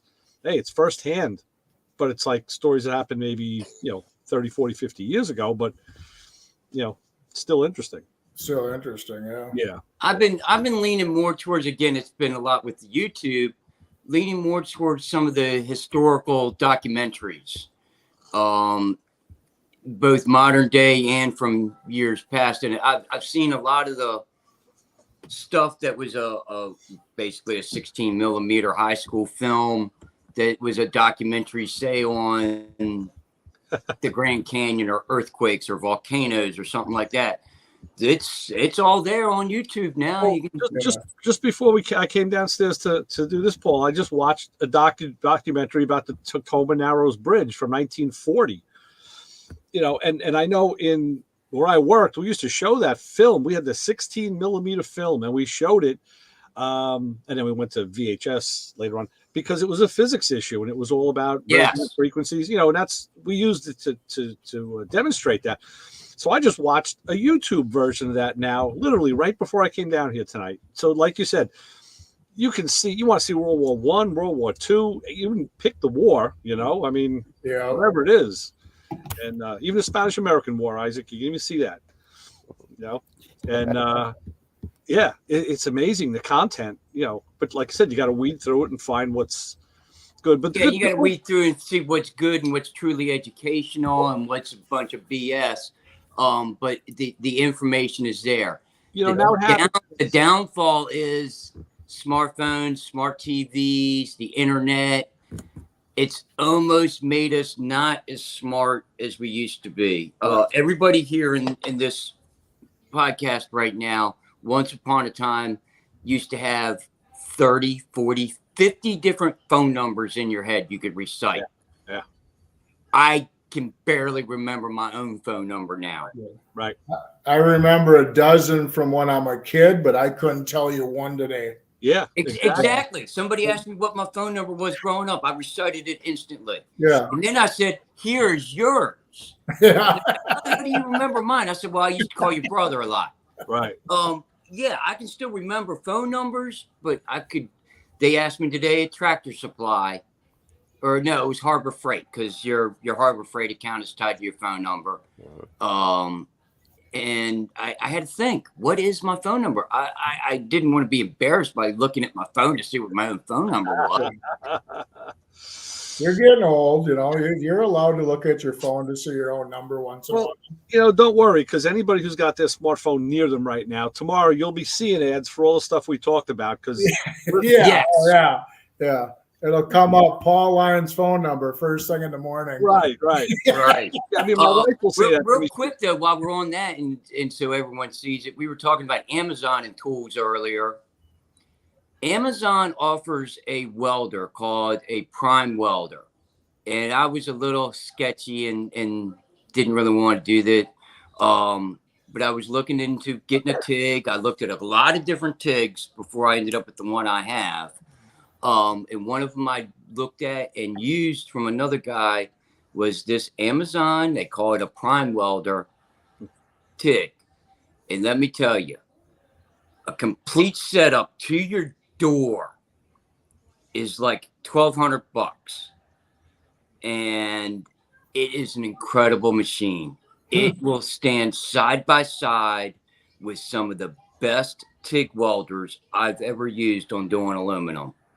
Okay. I did not end up with one. It was the one I was getting ready to purchase when the Lincoln that I have now became available, and it was a pure freak. that I ended up with this Lincoln because I went to a guy's house to buy a plenishing hammer, walked past the TIG at the estate sale, and I said, "That for sale?" And he goes, "Yes, but it's kind of spoken for." We walked away. An hour later, when I was leaving, he goes, "You got interest?" And I said, "Yeah, but you said it was spoken for." And he goes, "You're here," and he's not. Yeah. And when he told me the price, I couldn't reach in my pocket fast enough. So that TIG came home with me that day. But if it wasn't for that scenario that day with the Lincoln, and I'm not plugging them, I'm not trying to give them the plug. I'm just saying I've used a lot of different equipment, used a lot of different TIGs on aluminum. This thing was impressive for the price. Okay. Let's see. Now, I guess with that said, I'm going to go to sleep too because I got to wake up and try to do something else around here. I got tomorrow off also, so don't feel Oh, bad. then hell, come on down and give me a hand. Yeah. I need some adult supervision. Last time I was left alone, I almost burned the place down. I think I'll cut wood tomorrow because I'm sure the cold's going to hit us eventually again. You're in Minnesota, right? Yeah. And we've been fortunate, knock on wood. I think we've only had about 2 weeks that have been chilly, but we really haven't had usually when we're hitting January, I know 2 years ago we were 38 below. It was 38 degrees a day. And in Minnesota in December or January when it's 38, you're sweating. I mean, that's hot. We're not used to this. We're used to the 10 degrees of the zero this time of year, but man, it was sticky out there today. So tomorrow's only supposed to be 36. So I might be able to get some wood cut without sweating too bad. Yeah. But cutting wood at zero is beautiful because you don't get hot. So I just for reference, I just checked, and the name of the Amazon tools is called Denali. Denali. So, and from the video I watched, stay away from them. They're not worth the time. Okay. Yeah. And it looks cheap. And the guy even said he did drills and drivers. And he said, yeah, it has a fully plastic chuck where the heart and the bower have a metal insert on the chuck. So it was actually, a little more substantial. Okay. So yeah, as far as that goes, I think I'd stay away from those. But okay. I don't know about that welder. That sounds pretty good. Yeah, I mean for the price too, and that's the key with some of these new kids and even new young adults trying to get into this. Miller welders have doubled in price in the last 2 years. Yeah. The 252 was about $2,300. Now they're $4,300. Wow. For a beginner or someone that's getting into this, you can't start out $4,300 in the hole. Yeah. Start with something that you can afford right now and work yourself up to a really nice welder. The problem with that is, and I agree with you, but the problem with that is a good welder, I think, ups your game. Oh, for sure. I'm not a professional welder, but I know how to weld. And when I got on a good machine, I got better immensely. So yeah, like a weird balance. I have the 250 welder, and my son has the 252, which is just the new series of it. It's night and day. Yeah. It's night and day when you weld with one and then you go and you weld with the other one. The technology, I'll give it credit. It's amazing. Yeah, but it's funny though. I still go back to my old 35-year-old Snap-on one, and I've got a brand new one that I bought, and I end up always going back to what I'm used and comfortable and know the ins and outs about. So, and don't worry, Brian, I'll go back and I'll beep that out in the replay, so no one will hear you say that. Yeah, and then just put in Madco one. Right. I know. hey, I have no problems. Don't worry, dude. I've got a little bit of everybody's stuff. So, and it is. I mean, got guys, the kids. One of my buddies, both of his sons are in college. One's got a complete $5,000 starter Snap-on set because he has to have Snap-on. The other kid's got a $1,200 pliers. Huh? 2 screwdrivers, a wrench, and a pair of pliers. Yeah, and then the other kid's got a complete Harbor Freight setup for $1,200. they're doing the same thing. Wow. You know. Yeah. But Brian, I did think of you today, Brian, because we went food shopping, and a freaking jar of Hellman's mayonnaise is now $6.50. I said, "How am I going to make my grilled cheese sandwiches?" It's freaking mayonnaise. It like tripled. Unbelievable. Yeah, And it's going to get You're gonna worse. start getting the little packets when you're going in and out of 7-Eleven. Right. Start stealing them. Well, that's what I do with Taco Bell. That's how I get all my taco sauce, man. I got a bag upstairs of Taco Bell sauce. Well, that's the best sauce. You have to have it. Yeah. Yeah. You have to have Go it. through the driver says, you want, yeah, some sauce. They try to give you, no, not two. Grab a handful there, honey. Throw it in the bag. Come on. Load the bag up. That's why all the 7-Elevens did away with the creamer. Yeah, probably. A couple months back, I went in through Taco Bell and I said, "Yeah, give me the fire sauce." I said, "Yeah, give me a good few," right? She handed me a cup full. Nice. Like, I was happy, but I was like, That's I didn't know that's what a good refrigerator few is. stock. Yeah. That's cool. All right, guys, I'm gonna call it a night. Go down and shut the lights off in the garage and get up in the morning. Roger, I'll get a hold of you over the weekend. Yep. And everyone else. I still got to go outside and load the boiler. Brian, if you, I can't remember the guy's name who's your like regional manager guy. Mm-hmm. Well, the regional manager was Andrew. Was it Andrew that would ride around on the truck with you? Yeah. Yep. Yeah, when you see him again, tell him I said hi. And I hope everything's good there back in the Mid-Atlantic. I don't miss it at all, and I ain't going back unless it's a wedding or a funeral. Yeah, no, I have Andrew. I think it's next week or the week after. Hopefully we'll finish up my renewal, so I don't know. That'd be nice. Right. Well, let him know I said hi, and I thank him for everything he did for me when I was working for up there in Damascus for Andy Cohen. No problem. No problem. Like I said, you want a set of hyper steps, just reach out, man. I'll hook you up. Don't worry. I appreciate it. Actually, the set Artie sold me, I didn't realize he sold me the small set. And then when I can't remember the guy's name, took over for Artie, he had the full set. Up to half, half inch. And yes, it went from like 1/94 to a half inch. That would be the set I'd be interested in. So I'll contact you in a day or so. Yeah. And we'll work something out. Just let me know. And like I said, I'll hook you up, Paul. No problem, bud. I appreciate it. Thank you very much. No problem.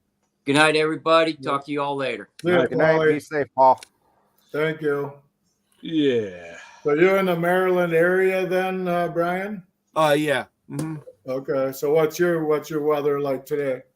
Today was absolutely gorgeous. It was it's still 40 degrees out. Sun was out. It was a wonderful day. I mean, a week ago for Christmas, we had what was it, 9 degrees? I mean, it was brutal. And I think we edged it because today we had like 52, and right now we got 40. So still comparable, but yeah, it was beautiful and sunny here too. Sunny. It was a beautiful day. I got to tell you, Friday night I went to a party at the UD in Queens, and it was cold. For here, we had that temperature drop. It was like 16. Like, all right, no problem. Get out there. I had to park a couple blocks away, and like, ooh yeah, remember it's the first time I wore a coat, a jacket all year. And we're in the place, and it's in a multi-level garage, so it's warm, it's heated. Now you're down to a t-shirt all night, and you're drinking and eating, having fun, and then it's like 1 a.m, and the four of us left decide, okay, it's time to go home. So my buddy Doug, he whips out his phone, he holds up, he goes, "Hey, look, it was like 8 degrees outside." I'm like, wow, it went down another 10. All right. And I really didn't care, but I thought, just from being inside where it was so warm and drinking, like you're going to go out and you're going to hit that Arctic blast, and it's going to be like, it was an eye opener. Felt good though.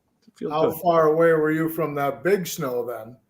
I didn't, where I am, we didn't get any of it. Okay. I'm on Long Island, which if you look at the map where that off the bottom of New York, at the bottom of the city. Okay. We had absolutely zero, nothing. Zero. Okay. Do you get much snow? We didn't get anything. But do you get much during a normal winter? Oh, we will get. Yeah, we'll get big snowstorms and drifts, and we've gotten some massive snowstorms. Okay. The good thing is about being where I am is we got the ocean, so the ocean is actually it's warmer. Yeah. And we get that warming trend. So if you look at a map, right above us, above the island is the Long Island Sound, and then you have the mainland of Connecticut above us. That's the line. That horizontal line is like right at Connecticut. As soon as you go over the bridge, the temperature drops like 10, 15 degrees. Okay. And they get a totally different weather front. And that goes for, that's the mid-Atlantic going upstate into New York. But where we are, it's been getting nicer year after year. Our seasons have been changing and getting a little warmer. So will you get a lake effect snow from the ocean? No. We'll get nor'easters though. Okay.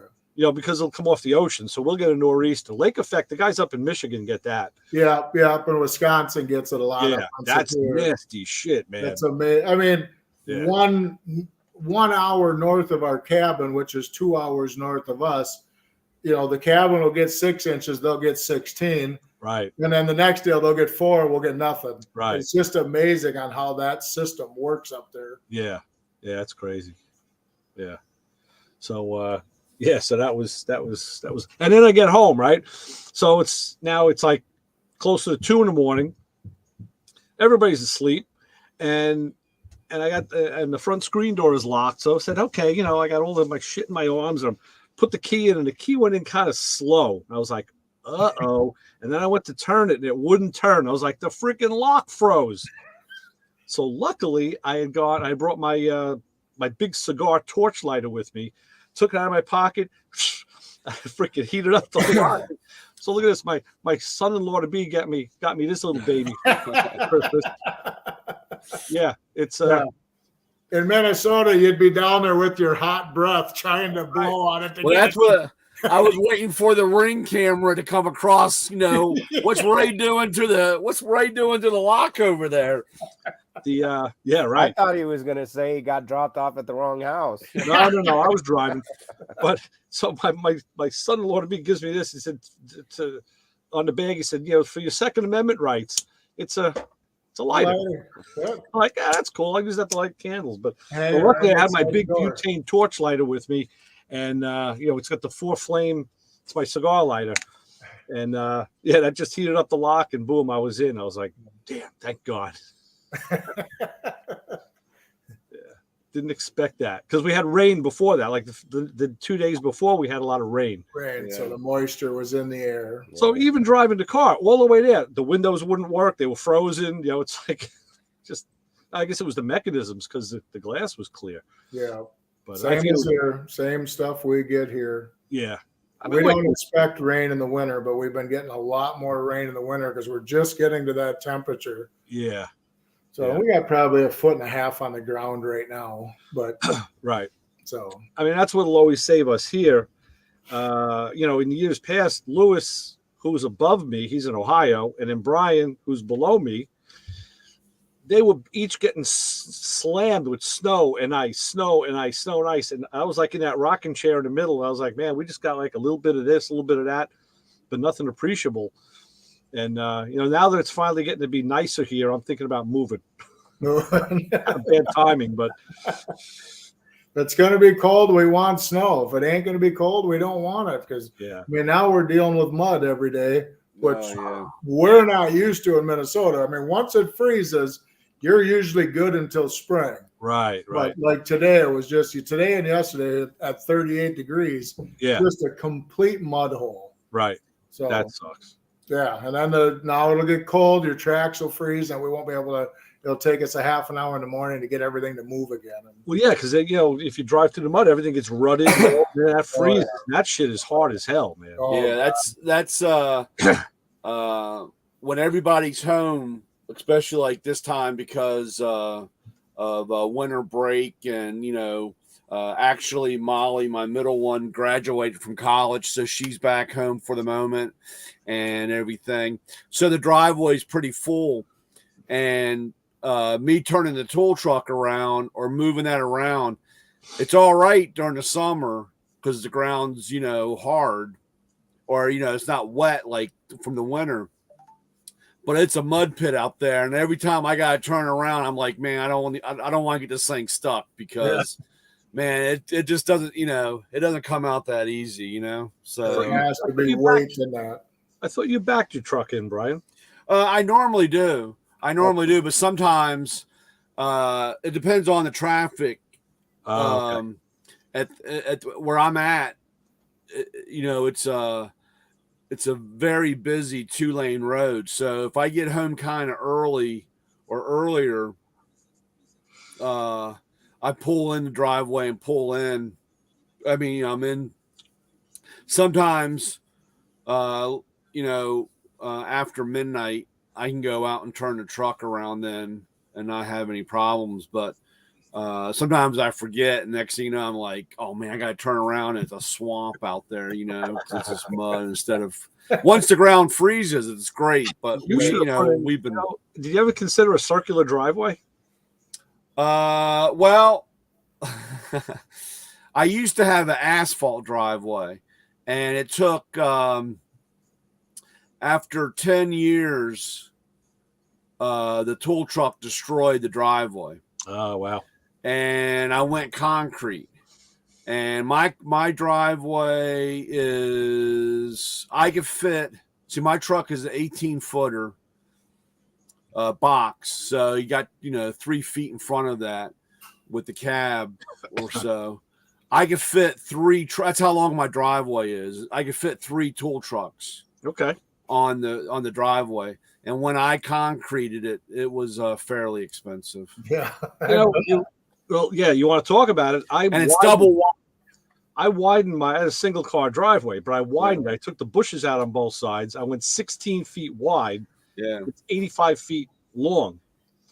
And when I had it concreted, I had him do 8 inches of concrete because the guy knew. He said, well, you work on cars and you're going to be lifting stuff. And I said, I want to put a carport and all sorts of stuff. And so it went 8 inches deep. So 8 inches thick. Yeah, so I went we'll hold you to it. Well, at that time I had the tool truck, the wife had the Excursion, I had the F-350, and the guy looked and he said, you got heavy vehicles here? We can't do residential, you gotta do commercial. There you go.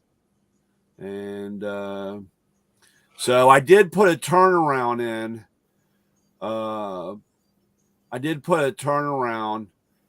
And of course, once the girls all started to drive, now that's where everybody parks, is on the turnaround. So, because if not, they park in the yard. And of course, if like the way it is now, it becomes a swamp, and right.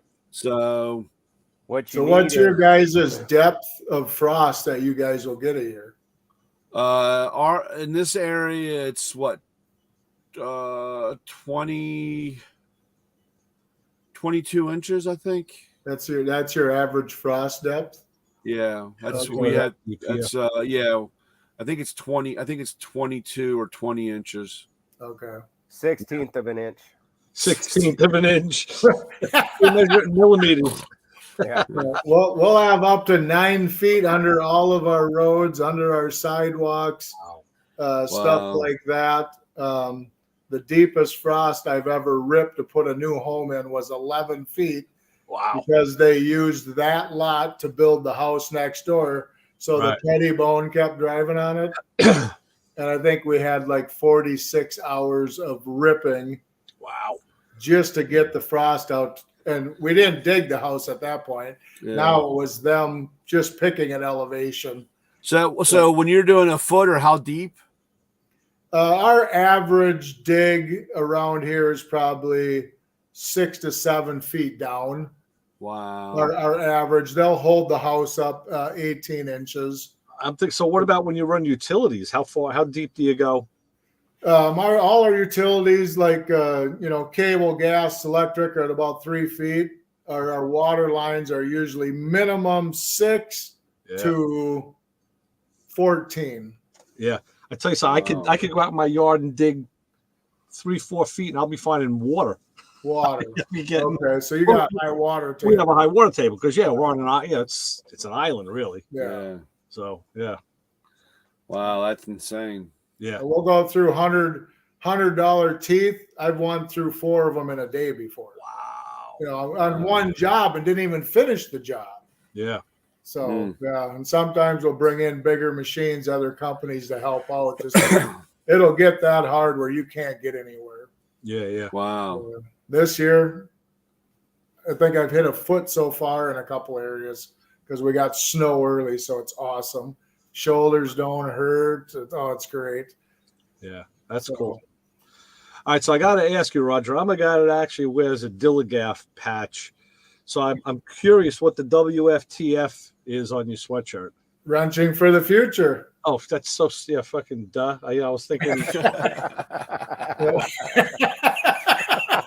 Well, you imagine on how many people ask, "Hey, what is WF? What is WTF?" You know. See, I'm so used to reading into things. That's the problem. I'm so used to reading into things that I'm always looking for that secret meaning. Early on, and it's one of our favorite 3 letters. Is WF or WTF? WTF, right? This is a children thing, remember? Right. We try to keep it calm, but I say it the way it is. Usually, I have a hard time keeping my mouth shut. Yeah. I've been very good on this show. Let's just say that. I noticed that. I saw you catch yourself a couple times. I'm thinking, you don't have to be that good. Yeah. I've been very, very good, and I usually say it the way it is. So, how did you guys get into doing the projects like this for the project builds? Because it's pretty well. cool. It all started when we had to build that car for my buddy's daughter's boyfriend. Yeah. On the ride home, my wife brainstormed and said, hey, let's build 3 of these next year. And I said, well, then we got to have a name. Yeah. So then that's where the wrenching for the future came out for. Okay. And it's been going good. I mean, we've been doing good, but it's not for us to retire and make money off. It'll never be that. I have a full-time job. She has a full-time job. We take a lot of time off during the year to deal with this stuff, and then we just pay for it out of our pocket. Right. And it's what we love to do. It's helping people out. There ain't enough people out there helping people. Right. So I'm not going to be the all the new reels and videos on Facebook where the guy's walking up and helping the homeless person. I'm trying to help 1,000 kids maybe excel their lives for the rest of their lives. But I've given money to homeless people before. I mean, I see them. We got them all over here too. It's cold here. Yeah. But there isn't a lot of people out there anymore that are helping other people. They're worrying about themselves, and it's got to be tough to be homeless in your area. Oh, it is. Oh, yeah. The shelters are full at night. Like this year, it's been kind of nice, but yeah, the shelters are full every night. And we keep our jackets and we'll donate them to the Veterans Club or the kids will bring a bunch of stuff over, and we don't throw nothing away. It all gets donated back to someone that needs it. Good. And then we'll give them a few of our shirts and we'll put them in the bag, and maybe somebody will see it someday. And right. Yeah, I don't know. No, that's good. Listen, whatever you can do. I mean, a lot of us, we can't do things on a grand scale, so you do what you can do at your level. Exactly. And then if it grows, it grows. Yeah, and that's same with building a rat rod. Every single person that build one is at a different level. Sure. Some guys are doing body swaps on S10. Some guys are doing body swaps on Crown Vic, and everybody's doing something different. And, you got the one guy who goes, oh, you put it on an S10. Well, maybe that's his skill level. That's all he can do. Don't cut him down for it. He's out here having fun with us. Everybody's got a different skill level. We had this is going back a bunch of years. There was a truck club where I'm at called the Exceeding Limits Truck Club. And I had them on my radio show. They were all younger guys, younger than us. And in fact, at the time, one guy, the oldest guy in the club, was like 40. He was like one of the mentors, And everybody else, the guys were in their 20s, and they were even maybe a couple a little younger, and then maybe a couple in their 30s. But my co-host at the time asked them, like, because they were building S10s, and they said the problem was they couldn't get invited or get accepted into any car show on the island or truck show, because the perception was everybody thought they were building foreign trucks, and they're like, but look at them, they're S10s and Loves and Rangers, but by the time they're done with them, they look totally different. But they said people thought we were like a Japanese car club, and they didn't want it. We were a tuna club, but we're not. So my co-host said to him, well, how come you guys don't build cars, like classic cars and trucks? And the guy looked over at me, he says, well, because all you guys, the older guys, you got all the good stuff already. He goes, and you're not selling it cheap. We can't buy it. So we're building what we could afford. And the light went off. I said, holy shit, that's exactly how all of us came up, building what we could afford. Back in the day when I was building stuff, when I was, a teenager in the 70s, I couldn't afford a 32 Ford, or I couldn't afford a Vicky, but I could afford something out of the 60s or the 50s, because back then they were just used cars and they were a couple $100. And I realized, like, that's what the essence of these guys is. They're us just now. But I'm telling you, body drop and chassis drop on these trucks, my co-host asked him, how come you have such a big hole in your hood? And he showed him, he lowered the truck, dropped it on the ground, and the engine came through the hood. He goes, that's why. Yep. He was like, exactly. And we were judging a car show one year, and these guys, it was cool because there was a monster truck club there. And then these guys were there with their smaller trucks, and a lot of them parked the smaller trucks under the monster truck. So the one guy had they seemed to, for some reason, they liked the extended cab S10s. And I'm looking at the one guy calls me over. He goes, come here, I want you to see something. I want your opinion on something. Like, all right, what? I look inside the truck. He had grafted a 57 Ford dashboard into this truck. Now, I think it was like a Sunline or whatever. Obviously, it's a lot wide. So he had to cut it, section it, and it was just all roughed in and welded. And he says, what do you think of this idea? I said, I love it. I said, I think it's great. This is the most beautiful dash I've ever seen in a custom truck. And he says, I'm just trying to figure out how to finish it. I don't know if I should, just do it in black or color the truck. I said, just shoot some clear on it and leave it. I said, because I want to see every one of those welds and all that mechanical, all that workmanship you did is what this is all about. This isn't about a color. This is about making that dash fit in this car. Yeah, leave it exposed. And it was beautiful. I don't know what he ever did with it. I don't know if he painted it or not, but yeah, we partnered with those guys for a number of years. They were a whole bunch of guys. Yeah. Like you were saying, Ray, about the thing with the S10 Club, that the kids, it was it was the vehicles they could afford. The beginnings of the import scene with the Toyotas and the Hondas and stuff was usually those cars were hand-me-downs from the parents. Right. And it was a cheap car, but they didn't want it looking like mom and dad's car. So then they started looking, well, what are they doing in Japan, or how do we soup this thing up? And then that's where that took off. And for me, that's why I appreciate all aspects of the car scene. I have my personal favorites, but I go to a car show, I'm making a beeline to the cars I like, but I'll look at all the other cars and I can just take it in and take in the beauty and just the beauty of the car scene itself. Of this is something, it means something to somebody, and they put so much work or they in thought and heart, And I think that's part of also what's missing with the kids today. Whether it be they're not getting me a hand-me-down car and anything out there for them to figure out how do I make this cool, or whatever's going on, I think that's a part of what's missing. Yeah, it's not happening anymore. I mean, when grandpas and uncles and stuff start passing away, and they've got this $80,000 gorgeous hot rod that their son doesn't want nothing to do with it. Well, if they don't want nothing to do with it, their son's not going to want nothing. So now the grandkids, well, what are we going to do with grandpa's car? Well, in 1980 when he built it for $80,000, what are you going to get for it? 20 grand now? Yeah. I mean, is it going to sell for that? I mean, if we don't start getting even the parents involved, we're getting more girls involved than we are getting boys. And I hate to say that out loud. I do, but we are getting more girls involved down in Arizona. I mean, the girls were diving in. I Googled how to make a rose out of thin metal. There were 6 girls for 2 days straight making these metal roses. And we took a bunch of the steps out of it to simplify it. They're still to this day, they go down to the shop and they'll build these roses out of thin metal. And it's amazing. And one's going to be a nurse and the other one has no idea because she's too young what she's going to be at, but they love welding.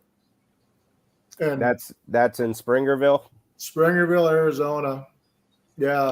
I'm south. I'm Tucson, Arizona. Okay.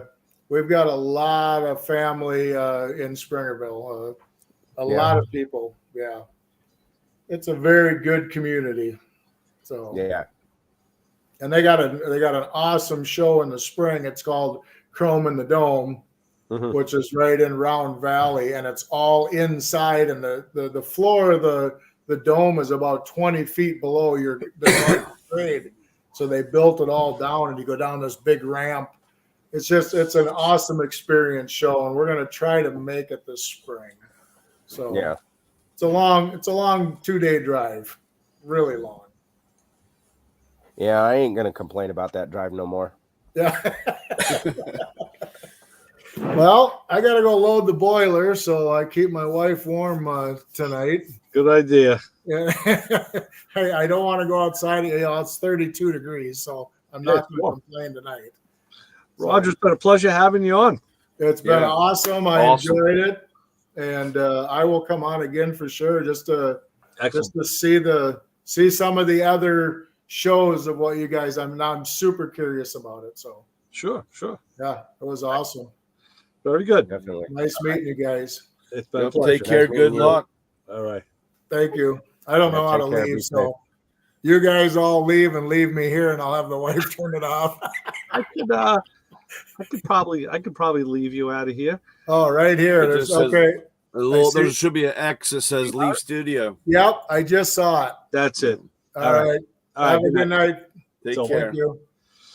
You too. Take care. Be safe. Then there was Tree. Yep. The good, the bad, and the ugly.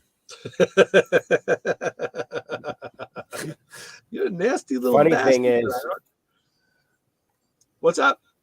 Funny thing is my son, he was trying to, I hope we still do it, but he was trying to get us to get me and his brother together to do the good, the bad, and the ugly. And he wanted me dressing up as, I guess the ugly. I guess it's Eli Wallach. Oh yeah. He was gonna dress up as Lee Van Cleef, and my younger son is about 6 foot, blonde hair, and we were gonna dress him up as Clint Eastwood. Cool. So yeah, I watched. It was funny. It was God, was it? It must have been Sunday morning because they always have there's westerns on Sunday morning, and that was on. Was it last week or the week before? Couldn't believe I sat there and watched the whole damn thing.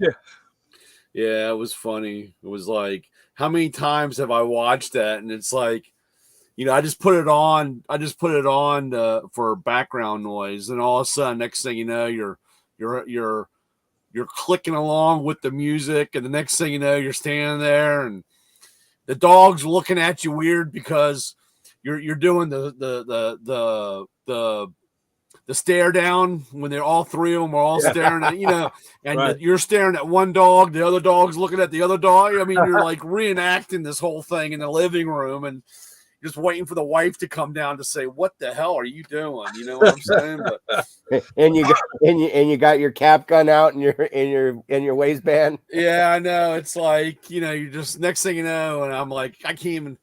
And then I think they had after that, It was The Man with No Name, or was that another? The man, what was it? The Man with No Name, I think, was for a fistful of dollars and for a few dollars more. But Yeah, I think that was after The Good, the Bad, the Ugly. yeah. So then they had that. I was like, that's it. I gotta turn it off. I can't sit here all day and watch these spaghetti westerns. Right. I was like, God, my whole day will be over. I'll be pissed. Yeah. So it ends up, they wanted me to go look at a car today. The guy at the shop, the owner, he's decided to buy a car. Tell me what you think of this reason. His daughter is getting married next year, so her fiance wants to get into cars. Uh-huh. I met this guy. I don't know. I think he's in the banking business, but I don't know what his. I've only met him just to talk to him, say hi a few times. I don't know what his skill or aptitude level is. I don't know. So Mike decides he found locally an 85 Corvette. Wow. And says, I think we're going to buy this Corvette if it's right, and fix it up a little and give it to him as a wedding gift, and then start him off on his car journey. And I was like, oh no. I was like, couldn't you find another car? It's like the early C4s are pretty problematic. Well, it ends up, fast forward, I didn't go with him to look at it. He bought it, and he says, yeah, the guy says it's got leaky valve covers, needs a tune-up. At least in that year, it's not the ceasefire injection. They went to the port injection already. Yeah. He didn't say anything about the headlight doors if they're whacked out. He says it needs a window regulator. It's an automatic, not the stick, so it doesn't have the 4+3. Thank God. Yeah. And he says, yeah, the guy says there's a problem with the brakes. I think one front brake and one rear brake works. He says it's probably a proportioning valve. I'm like, oh, okay. So he says, yeah, basically it's going to come into the shop, and guess who's going to have to work on it?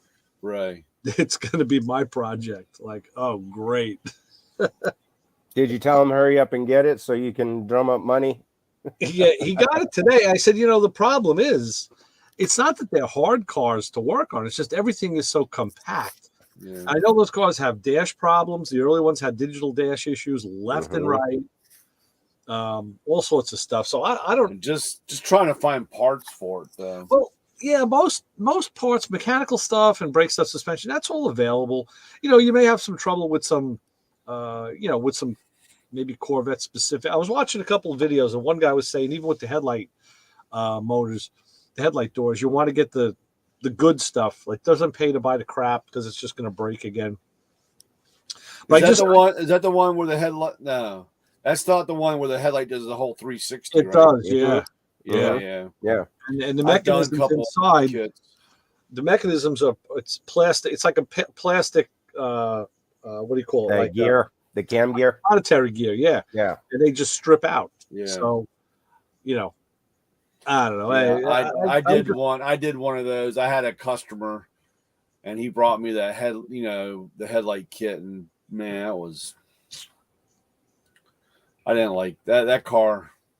I was just questioning giving that car to a guy who's like, as to get him into cars.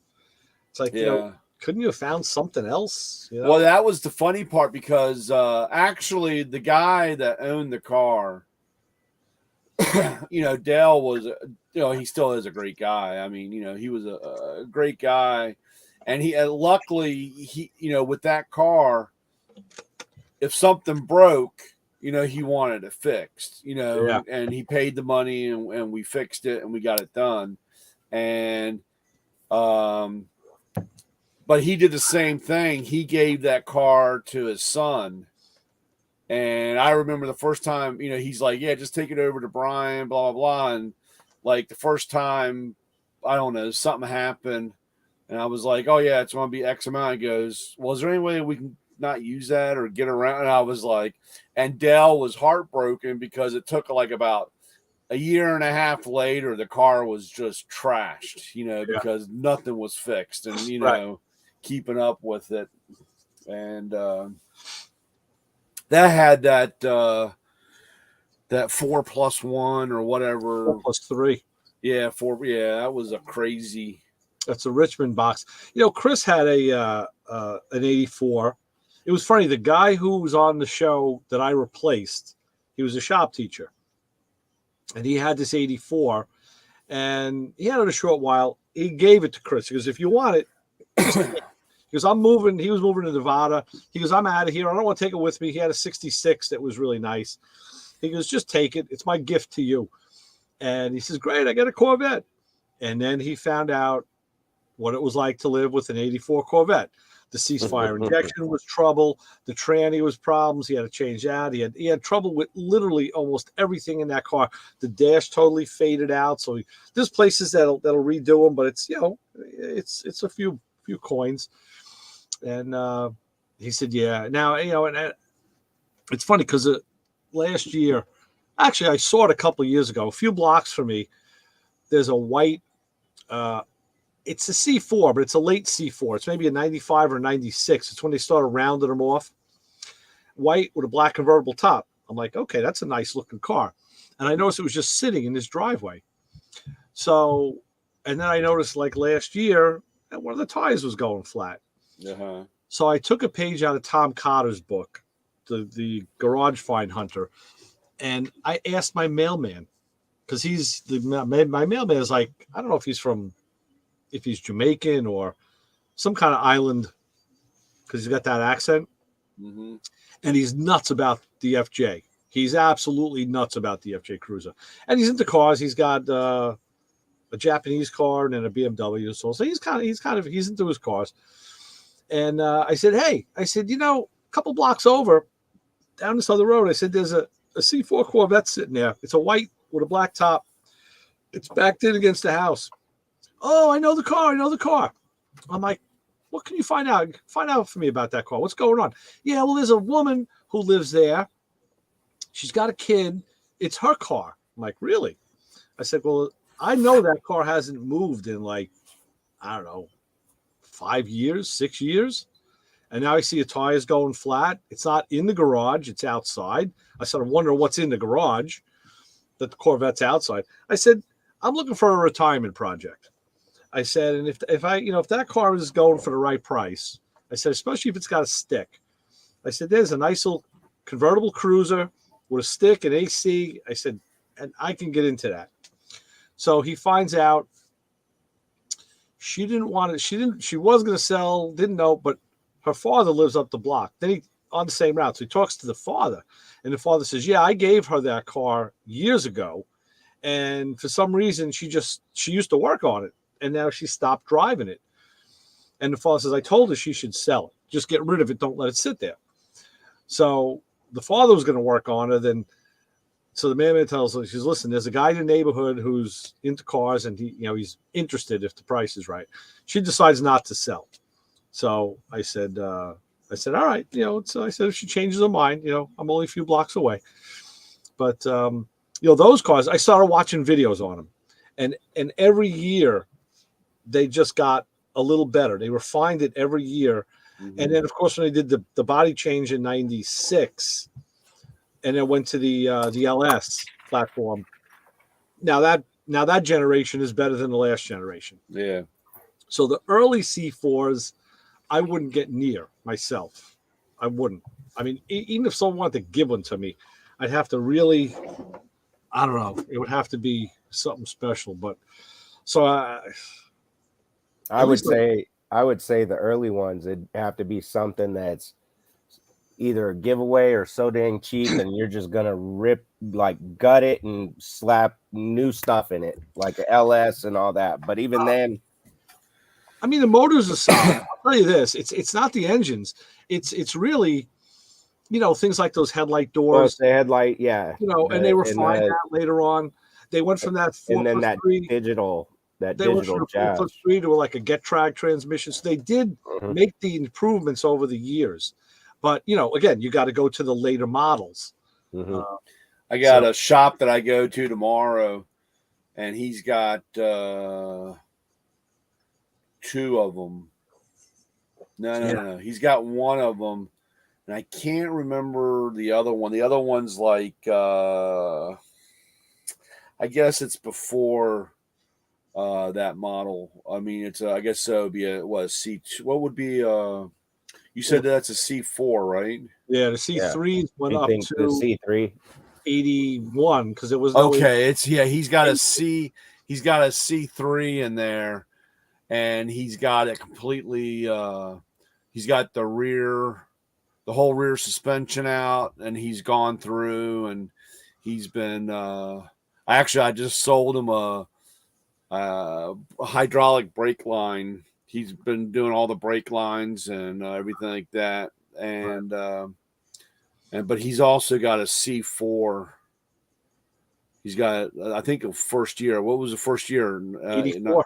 84. Yeah, They went 1 year without, right? 80. There's like no 83, right? 82 or 83, I think. Yeah, there's Yeah, no no 83. Right. And 84 was the new C4. Yeah. And 84 is probably the worst year out of the C4s. That's what Dale's was. His was the first year. There was it was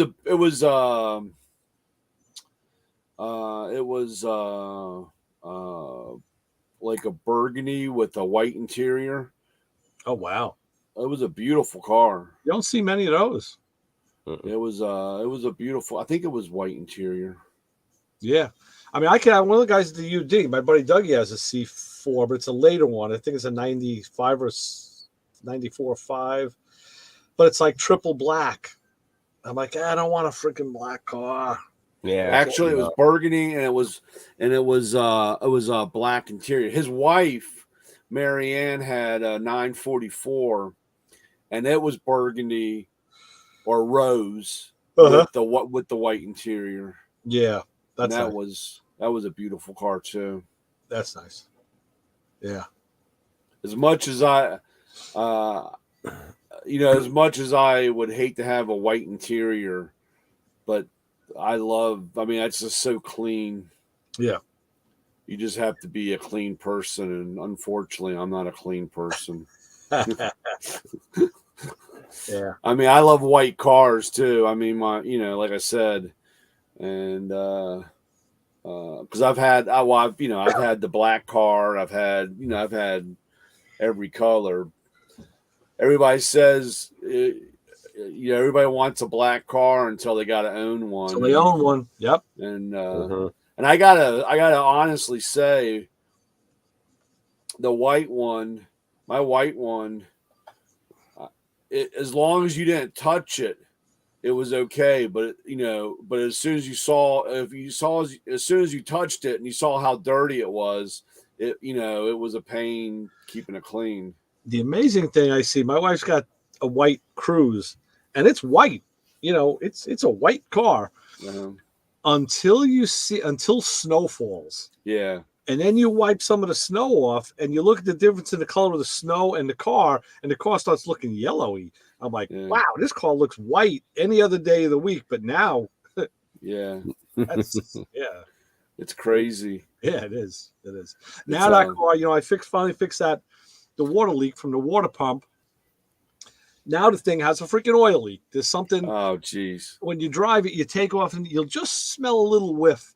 And it's from the front of the engine compartment, which is the side of the engine. It's actually, because it's transverse, it's the left side, and it's leaking onto the exhaust, and that's why it's, you're smelling it. So I did a couple looks. I went to the old Google and found the common problems, and what I'm seeing is there's an oil cooler that housing is actually part of where it incorporates the oil housing on that car. Yeah. And the little rubber gaskets leak. But the problem is you got to pull the exhaust manifold and catalytic converter off to get it, because then that's sandwiched, but against the block. I'm like, oh, that's going to be a spring project. I'm not going to do that now. Yeah. If that's the case, I got to put some dye in the engine, and I brought home from the shop. I brought a couple of years ago. I got from you a set of, it was a set of glasses and a UV light for doing for dye testing. And I brought it home when I was diagnosing that car to try and find the coolant leak. And Last time I looked for it, I can't find. And I had them both in one, like little packet, like a sock. Oh yeah. I can't find them. I don't know where the hell I put it. Oh geez. Because I wanted to put some oil dye in there and check it. I'm like, oh, but I got to find the freaking glasses in the light first. Yeah. Just like I had a stupid little battery powered leaf blower, just small shit, and I had it in my den. And then finally, it was over the summer. I said, yeah, well, let me put this away. Let me put it in the shed, and it's a Ryobi. So this is the problem with battery tools. That's why I hate different brands of battery tools, because now you need the chargers and you got to have, Yeah. So anyway, I said, okay. It had a small charger. I had it with it. I had charged the battery. I put it in the shed. So now I needed it the other day because the gardener on the other side of the yard, they blew shit through the fence. I wanted to go out and blow it. Let me just go grab that quick little battery powered blower. I found a blower in the shed, and luckily the battery was charged. But now I said, okay, where's the charger in case I got to charge up? I can't find the charger. Oh. So I go into the shed. I said, okay, the blower was here. I would have put it near the blower. Either I'm looking right past it, or it fell behind something, or something. And then the other night I said, oh, shit, I bet you this is going on for days now. I said, I bet you I have it in the garage where I have the other battery chargers, the Milwaukee chargers and all, and the Craftsman charger. Great, found it. I go in the garage yesterday. No, it's not there. No. Okay. So then I actually said, well, let me check this battery. And I looked at I found the positive and negative, and I put a meter on it. I'm like, okay, I got 18 volts still on a 20 volt battery. So I'm still good for a while. I was going to try and take one of the other chargers and just jump it to if I need to charge it. But I don't know if a 12 volt charger will charge a 20 volt battery. I don't know, but I hate because, like you said, I find a charger and I'm like, what did this go to? You think you're going to remember. And like I said, you're like, I got a cheap, I don't know where I got it from, but I got a cheap bit driver, or screw gun. And it's small. And I like it just because it's small, easy. It's nothing spectacular. Yeah. But like I said, when changing the air filter in the car, whatever, it's small. You put a bit in, it works. But I can't find the effing charger for this thing. I'll tell you what. A couple of years ago, my friend's son at the shop bought one like that, a small little driver. And this thing would just go, and it was a Craftsman. I'm like, wow, really? So I went still had a Sears. I went and I bought one. And it came, with a little bag and a charger. And my mistake was I never bought a spare battery for it. Oh, yeah. The thing is, though, with this stupid little gun, the battery lasts forever. It really does. And he was saying the same thing with his. Like, yeah, this battery lasts a long time. But I said, yeah, I still like to have a spare just in case. And now I don't know if I could even get one. Yeah. It's like a Milwaukee battery where it plugs in the bottom. I saw something at Home Depot last week. Milwaukee has a new line of batteries, even for the M12s. It was I forget what they said. It was a small battery too. It was like the size of the 1.5 or the 2 amp battery, but it had some kind of a special property to it. I don't remember what the hell it was now. I wish I knew. I figured I wanted to ask you about it. I like I said, I'm still trying to learn all that stuff, and they have so much. And like I said, we had a supplier meeting or whatever, and they had a guy on there, and he got talking about new plastics for to deal with the chemicals and acid and so forth, and new line, like with the batteries and so forth. They've just, they're on the edge of the system, being, having the the best stuff, or really decent stuff. So I guess they found problems with chemical. Yeah, well, like I said, we had earlier on Makita. Yeah, and I still have a few of those pieces laying. A few of those when I sold them 20 years ago. Of course, you can't find those. Had the real long cylinder battery. You can't find any of that stuff anymore, or it's hard to come across every once in a while. Yeah, but literally, in months, the stuff just was destroyed from the chemicals. Wow. And guys getting brake clean on them, and they turning all white, and the plastic getting all brittle, and all kinds of crazy stuff. And that's why, like I said, I was never really into it. And then when we went into our Infinity line, which was a lot better, it was more, automotive base. It was a lot better, but still, I've got a few of them here where they would have like rubber pads, like so it wouldn't get all scraped up from being on the ground. But all that stuff just gets destroyed from the oils, expanding, and it, to me, me personally, like I said, I'm not the neatest guy or the cleanest guy, but man, I some of that stuff looks like it came burnt up through re-entry in the space shuttle. You know what I'm saying? And I'm like, dude, you paid all that money and it looks like crap. Right. Of course they're getting better. We had the same problem. Even we just changed again, like the handles on our ratchets. If you look at, even Snap-on has the same problem. They all have them where they get swollen, with that oil, and they get all funky looking. And so, like I said, everybody's starting to, of course, with technology and the way time goes, I guess eventually one day we won't have any of those issues. Yeah, I guess. Well, we won't need the little rubber padding on the tools, because the robots don't care if there's rubber padding. They just I know exactly. It's true. So, but yeah, I hate to say it that I just actually, when we were talking, I just started to realize, I've got 8 or 9 battery tools now that I never thought I would really have. So yeah. I still keep forgetting to use it. I'm not programmed to go for it. Yeah.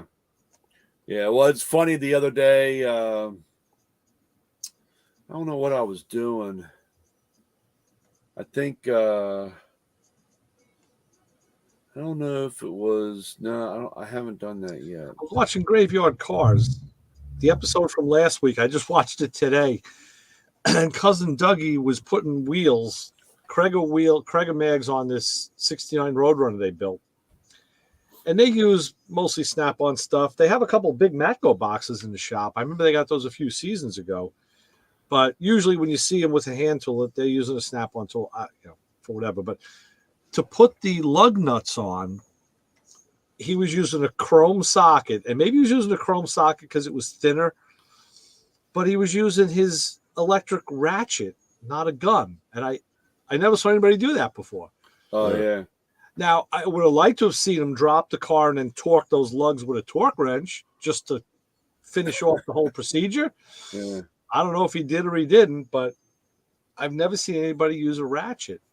It just was. Yeah. Maybe that's what he. I've seen guys in the shop do that. Have you? Yeah. Maybe because they use it so much, and he did have a longer ratchet, so if he gave it a tighten, he could actually get some torque on it, I guess. Yeah. But I've seen guys. Go Go on. It's Isaac. like a lot of the when you talk to different guys that have been on those shows, like Lou, or because I've heard Lou talk about it where he's argued with the producers.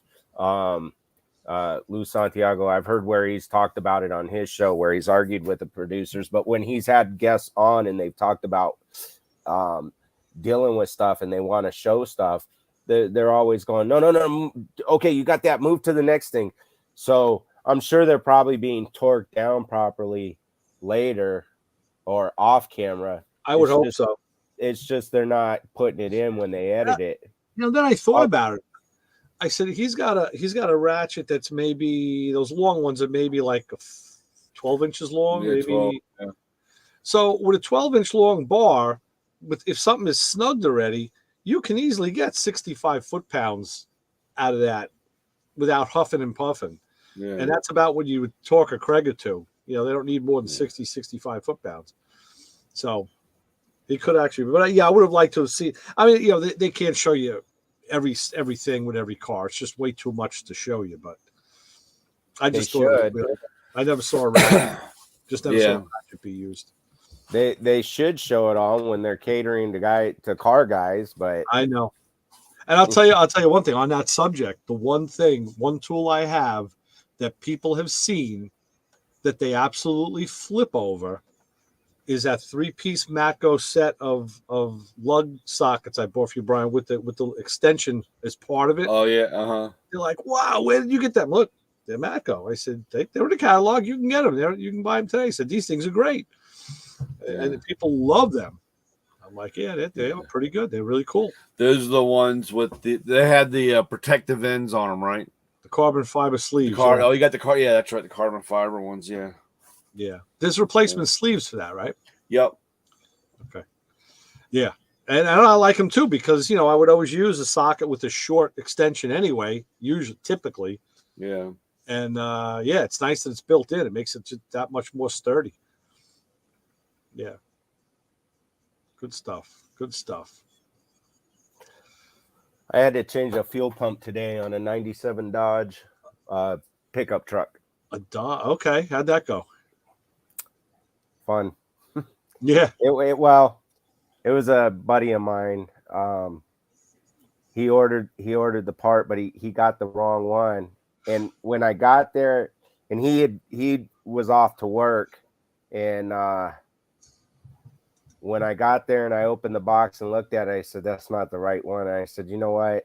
All right, let me get this bed undone. Let me get it cocked up so I can get another look at it and get a picture.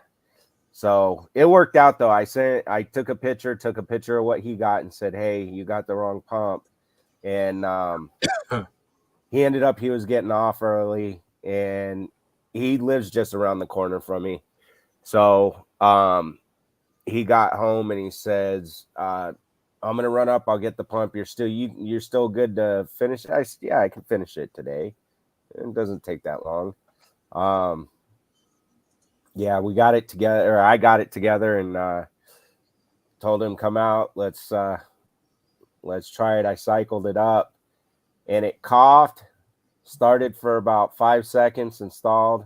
And he goes, oh man, are you sure maybe that didn't work? And I said, it wasn't doing that before. I said, dude, you need to get more gas. You're on empty. There's no gas. And I said, and we're on an incline. So he went and got a gallon of gas. We put it in, and I got it to cough and buck a little bit more. He goes, I don't know, maybe I'm not sure. I said, look, we're gonna try it one more time. I said, if need be, I'm telling you, it's the incline. You need more than just another gallon. I said, if it doesn't start now, I'm gonna jack up the front and get it level and crank it. It'll run. I said, but I don't know if you got enough to get to the gas station.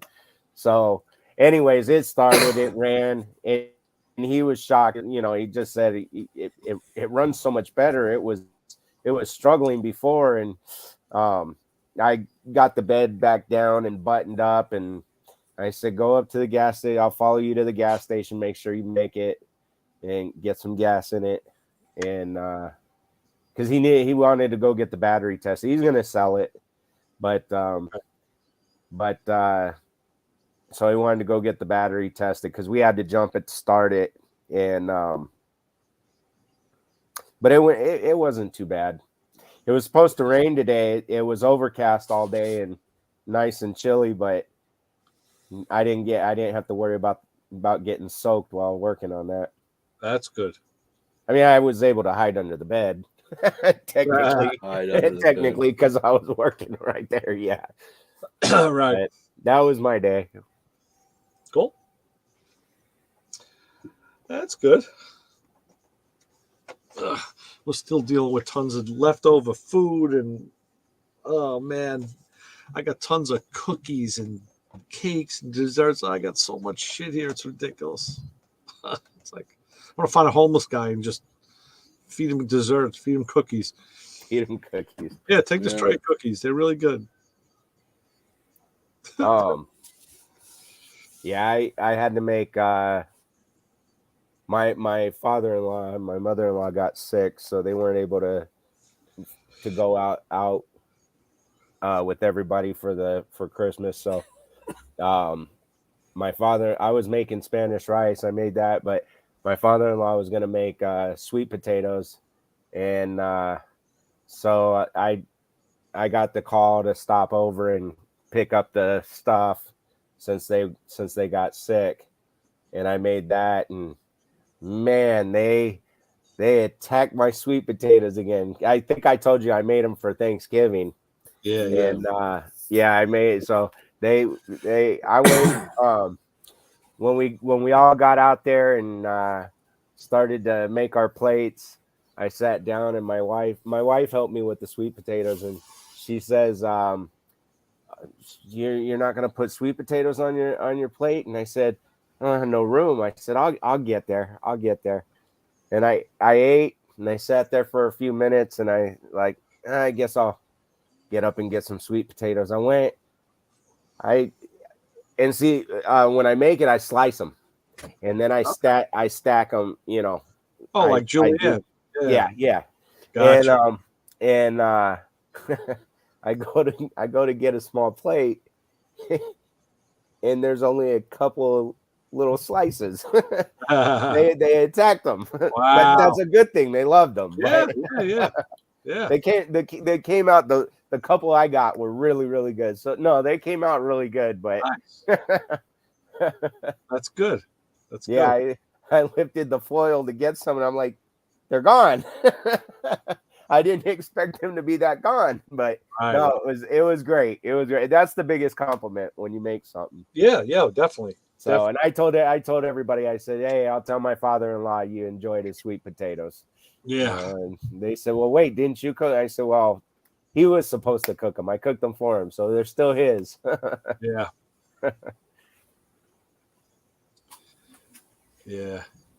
Yeah, we had those good espresso martinis. My daughter's fiance decided to make us espresso martinis, so gave me a bag of like nice Italian espresso coffee, and got the little double boiler thing going, and espresso flavored vodka. Like, ooh, it was pretty good.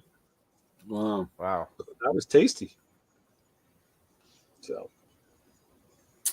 yeah. Yep. I don't know. I went and turned the headlights on to come home tonight, and both headlights blew out. Really? Yeah. I mean, they're the original light bulbs.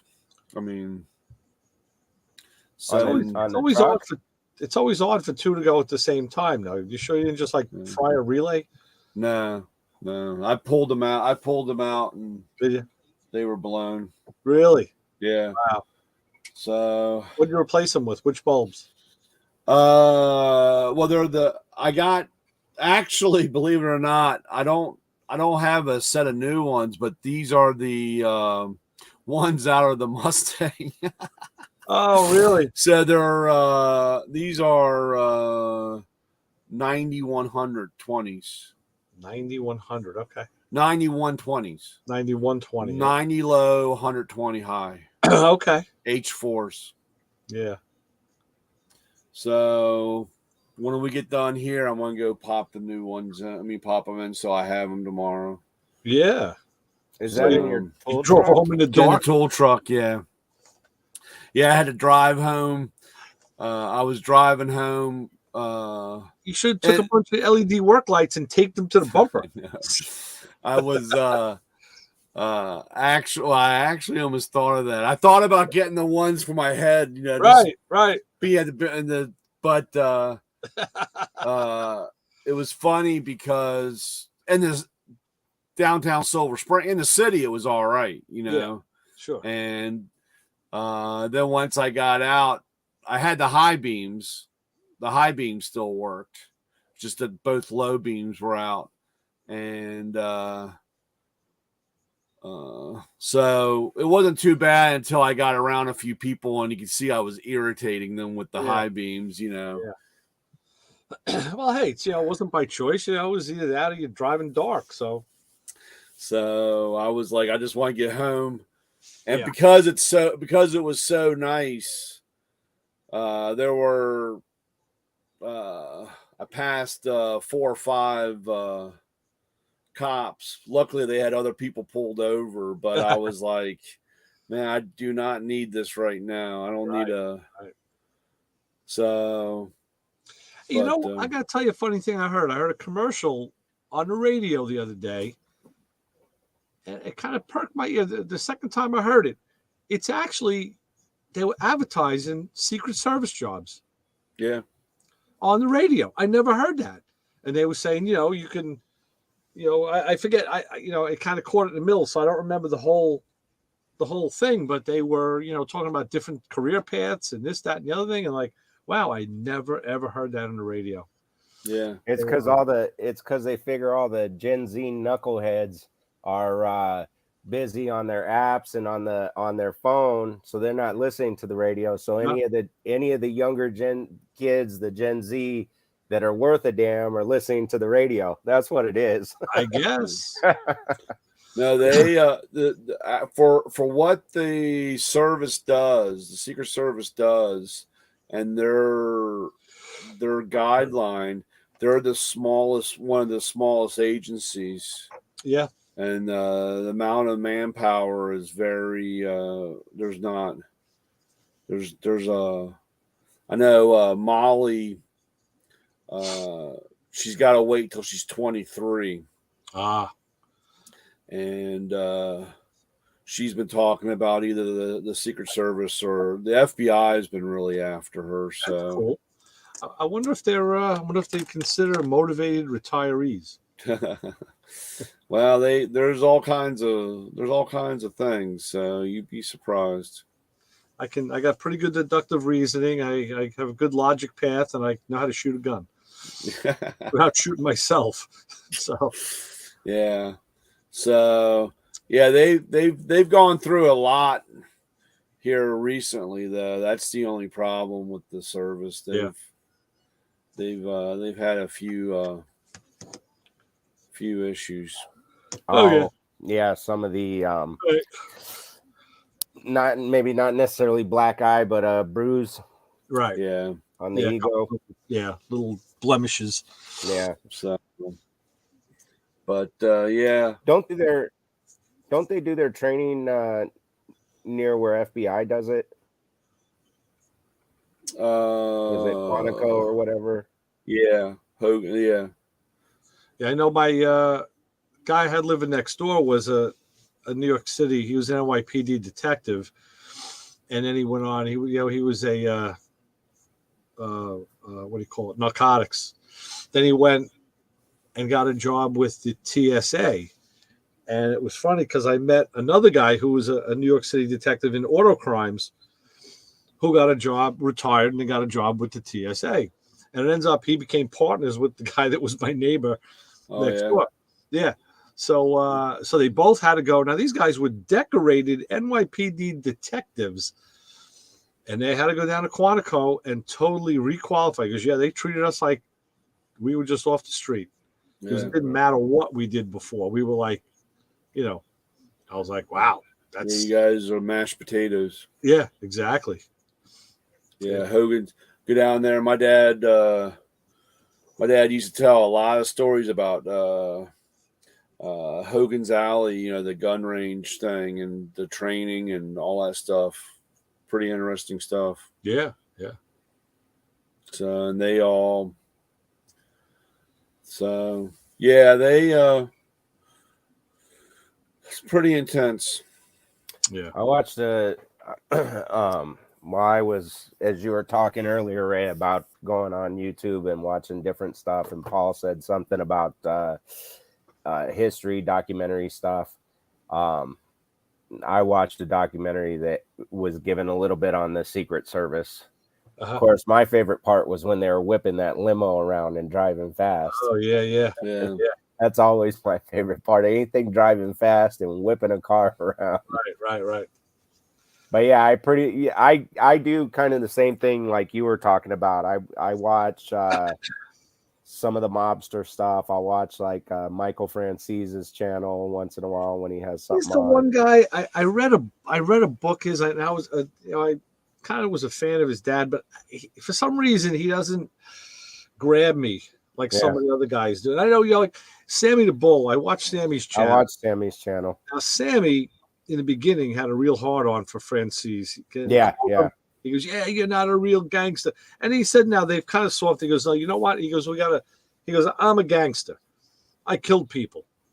I'm a real gangster. He goes, you're a racketeer. A racketeer, He was the gas scams we had here. The gas scams, yeah. He was huge, and so he knew how to make money, but he wasn't really killing people. So it was funny when you hear that even the mobsters compartmentalize each other. Yeah. There's another guy I just started watching, Kevin, he was an FBI informant, and he worked with the New York City mob. He wasn't a mobster, he was Irish, so he couldn't be in the mob. Mm-hmm. Kevin, damn, I can't think of his last name. He wrote a book in the 90s called Cop Without a Badge. And you can look him up by that name. But now he's got a YouTube channel, and he sounds like Joe Pesci.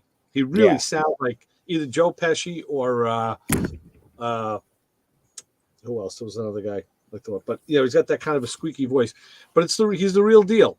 And I've just been starting to watch his stuff this week, kind of deciding how vested I'm going to be with this guy. But his stuff it's the real deal stories. He was there, been there, done that. So he was a big car thief. So his stuff is all about, it was Roy DeMeo's crew and stealing cars. Yeah. My Nana actually used to, I think it was iron. I don't think she washed, but she ironed Mr. Bonanno's clothes. Wow. When he came to Tucson, but right. Yeah, she didn't know exactly who he was at first. Right. And then there were some things that happened around here, and they were going to have her be a housekeeper for him. Wow. And because that's one of the things my Nana used to do. She used to go around and pick up and housekeeping work and stuff, and she declined and said, with all due respect, thank you, but no thank you kind of thing. Yeah.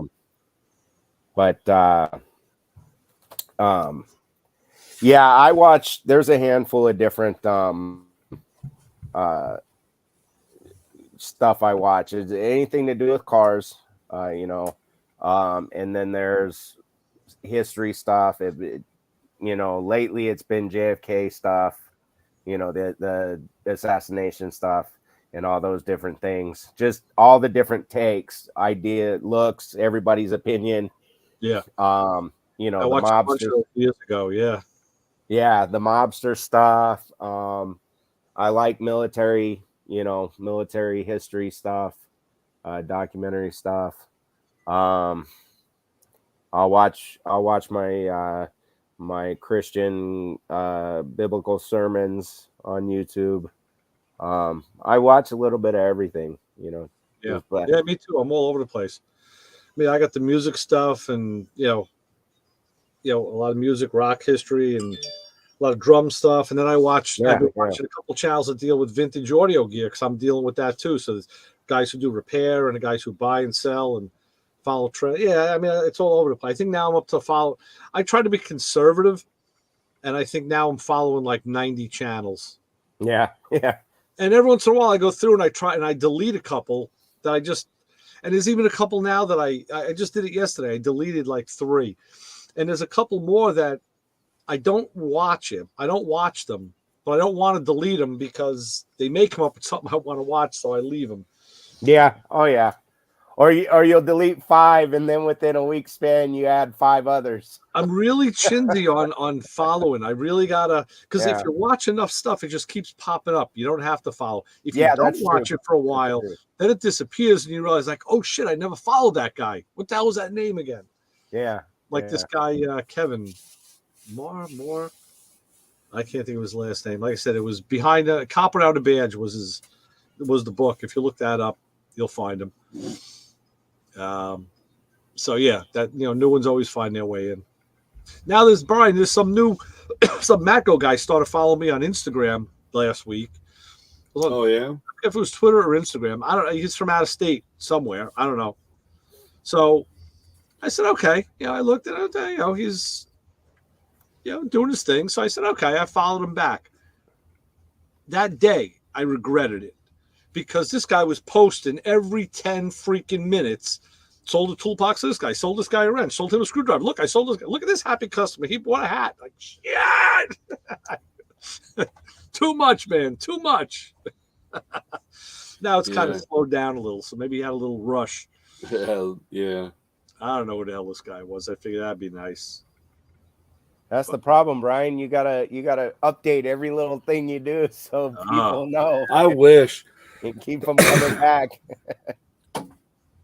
Hell, half the time I take the picture, get it all ready, and I forget to post it, and it's like 3 days later, and I'm like, shit, I forgot to post this. Or you can still do it. I know.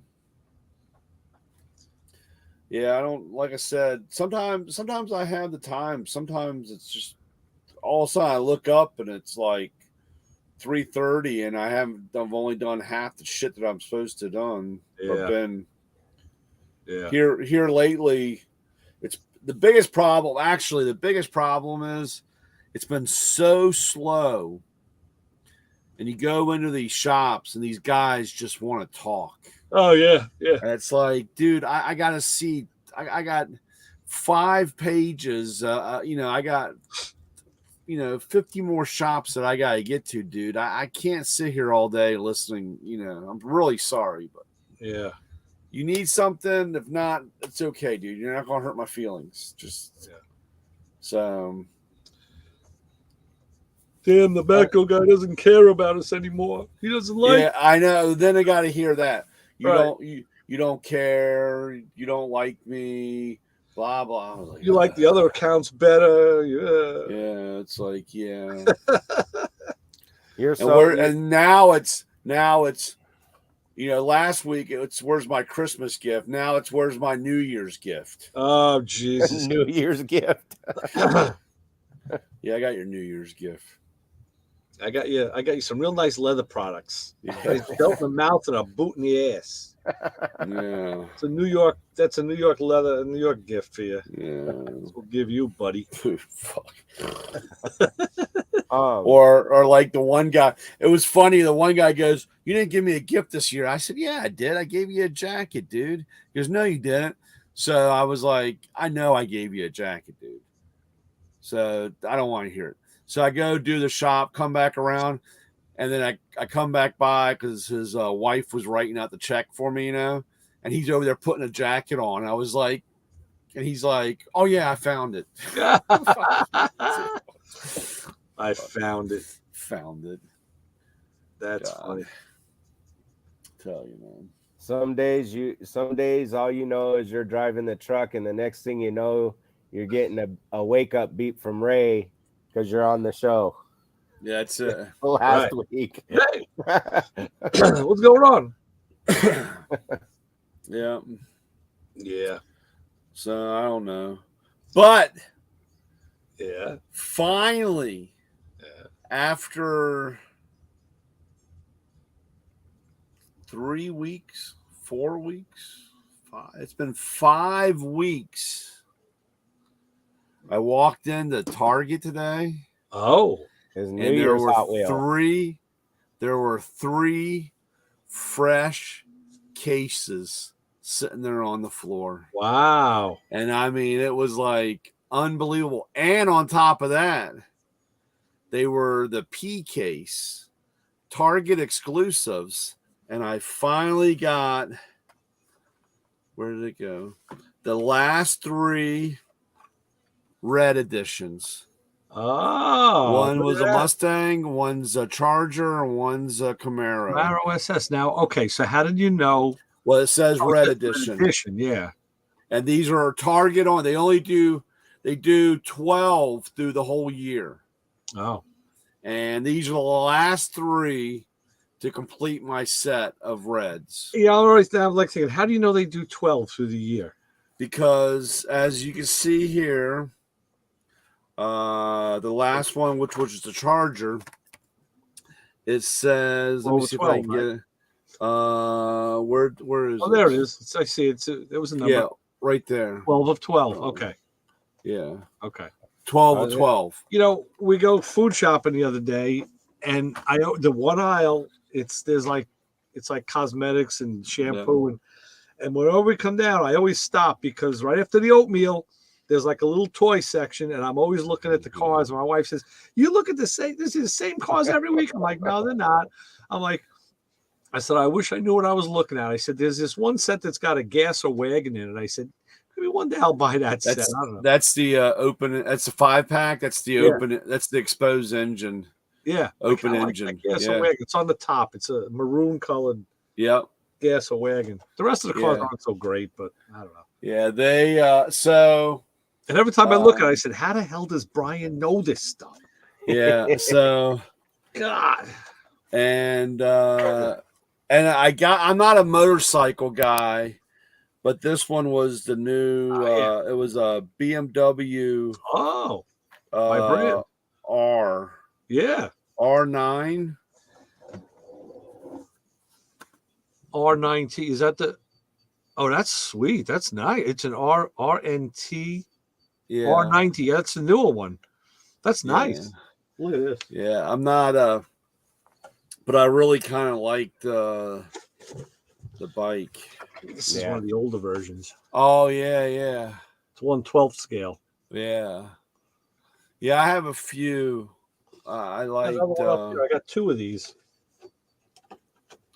So, but I didn't think, because I was getting really worried because the 2 targets that I really hit, they didn't get any P cases, and we had already started getting 23 cars, because this is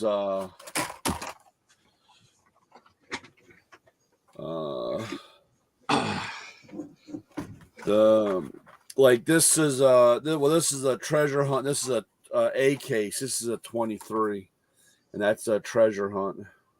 Oh wow, that's a weird looking vehicle. Yeah, and garbage truck. It's like a moving truck or something. I don't know. And this is that's a P case. You gotta tell these guys, listen, dude. I don't have time to talk to you. I gotta get to Target. So if you don't need tools, let me go because I gotta get to the toy aisle. And then this was the new Subaru. Whoop-de-doo for my Subaru. Oh, WRX. Yeah. Oh yeah, that's nice. Cool. And actually, I was really lucky because it had a busted car. The only reason why it was still there, but this was a treasure hunt too. It was a Subaru. Oh yeah. Oh, okay. Yeah. Nice. Okay. Well, at least you had a good day. So, but it had a busted. The only reason why it was still there because the card was busted. The blister pack. Yeah. Right. So, and then I did come across. On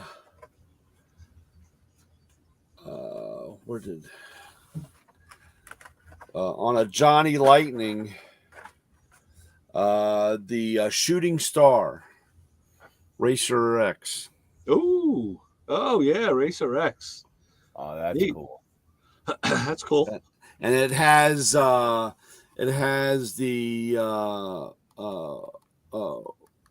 what do they call this?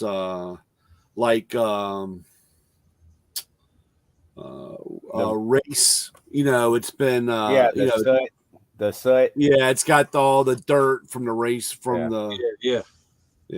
So I was the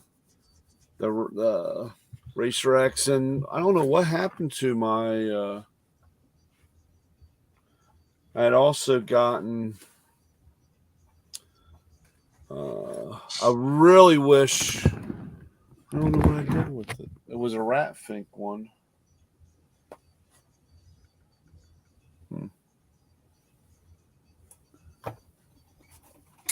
Oh yeah, it was a Rat Fink.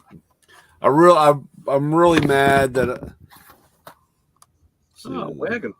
Pie Yeah, wagon. this is a 55 Ford panel. Oh, nice. I had some, I guess they were, well, I mean, in the late 80s, early 90s, I had a whole bunch of the Rat Fink ones, and I sold them. And I really wish I didn't, but I wish I'd held on. The black Porsche, yeah, that's a new one. Yeah, I saw this the other day. And then it's factory flush. Isn't that the one that you had, Ray? Cool. No, I don't think I have that one. Was that one that you showed, Brian? Yeah, the first one was yellow. Okay. Yeah, I got the black one too. I finally found the black one. That was the black one was recolored. The first one was yellow. The first one, and I came across an old case of I got another one. It was the 72 Plymouth the Mongoose. Oh yeah, that's called the car carrier. That's cool. Yeah, and this one was the this is the one that everybody wanted out of the Skyline. Oh yeah, Motul. Oh yeah, right. I had one already, but this one, the Liberty Walk. This one was they actually opened a case, and I said, "Well, I'll grab it. You never know, might." Nice. The guy that I've been. That's the Chevelle. Yeah, I got that one right here. Yeah, I got that one. Yeah, I like that Chevelle. Yeah, they've come out with a whole bunch of those matte black ones. Yeah. And it's got the engine exposed. Yeah, that's cool. Nice. You got the Torino. Yeah, that's nice. Nice, and orange and white. That's nice color. That's yeah, I like the Torino. Kind of made me think of Starsky and Hutch, even though it's not the right exact color, but yeah, it's actually nicer in orange. Yeah. And then I got the we've been so dry, we haven't had anything. Yeah. Oh, yep. Lotus. Elan. It's the Avija. Oh, okay. The I think that's the newest one. I think that's the one that hasn't fully come out yet. Yeah. And is that which one is that? Is that Now and Then? Yeah, then Now and Then. And is that that's this one. Yeah, I got the same. I got that today too. Yeah. What's the number? What's the is that on a did you get that? Where did you get that at?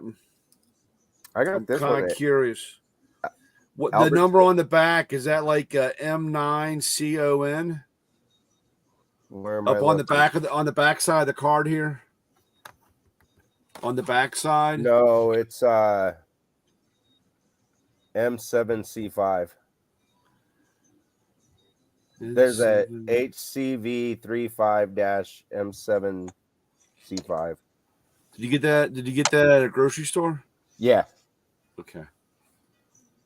Yeah, I got it. I don't know if you guys have Albertsons back there. Yeah, well, that's the same as Safeway. Let me see the top of the card. How do you know that's the same as Safeway? Because no, turn it around the other way. Because that's no answer, young man. That's an international. That's an international package. That's not a USA package. Oh shoot, is that a good thing? Well, no, it's just most grocery stores have that, but if you look on the top corner, all see, it doesn't say exciting. no. But see, it doesn't say guarantee for life. Oh, okay. That's how you tell between an international card and a US card. Oh, well, yeah, because this one, the Porsche, Yeah, black Porsche. It's a wow.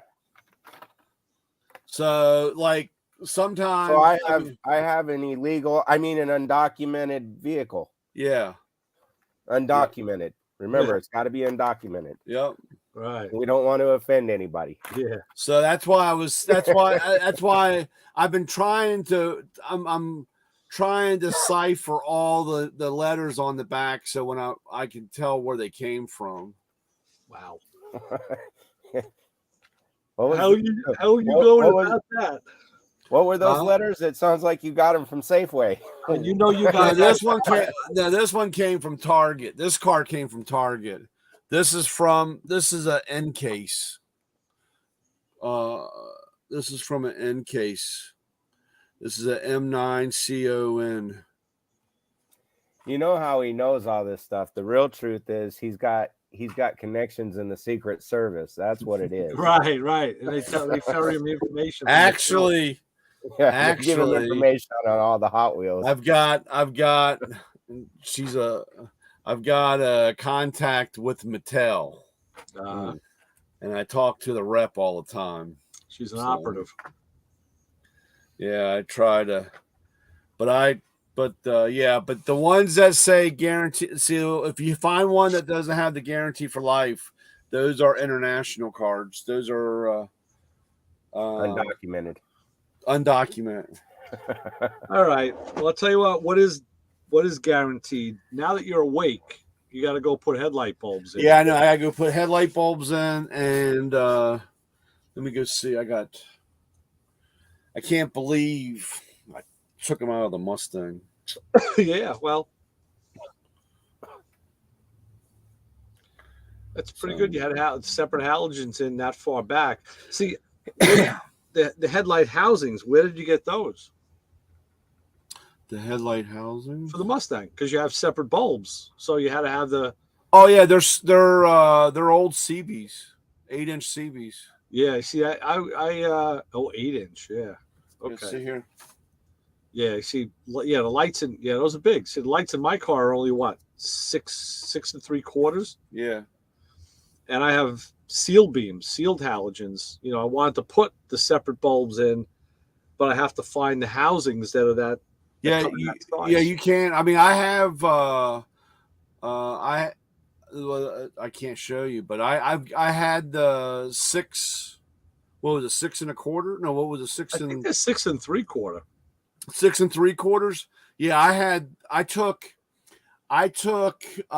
headlight buckets out of a 72 Cutlass.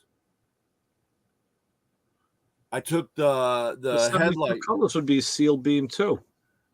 Right. I took the headlight buckets out of a 72 Cutlass, and I mounted them behind the grill of my Mustang, and I put in the small round ones like that with yellow bulbs. I had yellow bulbs in mine. Yeah. I'm not looking to add extra lights. I'm looking to use the lights that are in the car. Right. But you can get the because I have my '84 Mustang, which was the square seal beams. Yeah. But I put the H4s in those too. I took and put the square, so you could buy the ends. I bought buckets for my Fiat, but those are a bigger light. They're probably 8-inch. Yeah, because the single headlight on each side. The biggest problem that you have now, these here, I have another pair upstairs. But these are the ones. The only thing you got to watch out for, maybe you can see it on these. Down in the corner, it says motorcycle. Oh, okay. Yeah. And what these don't have on them, the small ones I have and the square ones have them. They don't have the nipples on them for the alignment tool. Right. But these were flat. I had these are more flat. They're not. Right. I know. I had a bulb like that on my motorcycle, and it was a replacement housing, and it was flat, and it took it took a separate bulb. I learned something from Steve Magnante this week on his junkyard crawl. He was doing something on an old, I think it was some kind of a 60s car, maybe an Oldsmobile. Mm-hmm. And he said, look, the car still has the original T3 headlights in it. Yeah, wow. And he said, and it's the first time I ever heard this, what T3 stands for. I don't know what the T stands for, but he says T3 meant the bulb gets angled 3 degrees down and 3 degrees in. Oh. I was like, wow, I never knew that. I never heard that. Hold on 1 minute, Ray. 1 minute. He's awake now. What about the I guess Holley's making a LED light that they've got the rectangular and the circular to go into the older vehicles. Have you heard anything or have any thoughts on those? I know that I did a lot of research on lights, and when I was putting halogens into Fiat, the lighting experts all say the bigger the light, the bigger the housing, the better dispersion and pattern you get. The smaller the light, you get limited. So like on my car, and any of those mid 60s cars, it only had that 6 3/4 inch light. It was a small light. Yeah. There's only so much you can expect out of that. Yeah. That's why now, like on the modern cars, the housing is so big because it gives a bigger reflected area. Yeah. I think on the Holley ones, I think they're a projector lens, but I'm not. Don't quote me on that because I looked it up. I found them in a magazine probably about a month or two ago, and I looked them up. Here's your headlight right here, way back. This is the one for your goat. Okay, and it's a H4. Oh wow! Now what's that out of? This. It's got the housing. You got the metal and everything behind it. Yeah. This was out of the 72 Cutlass. Oh, okay. I cut because they had the 4 headlights. Yeah. And I cut and I used, and this way I had the adjustments. That's cool. So I mount this on the back of my grill, or behind the grill on the Mustang, and they had see the yellow bulb. Yep.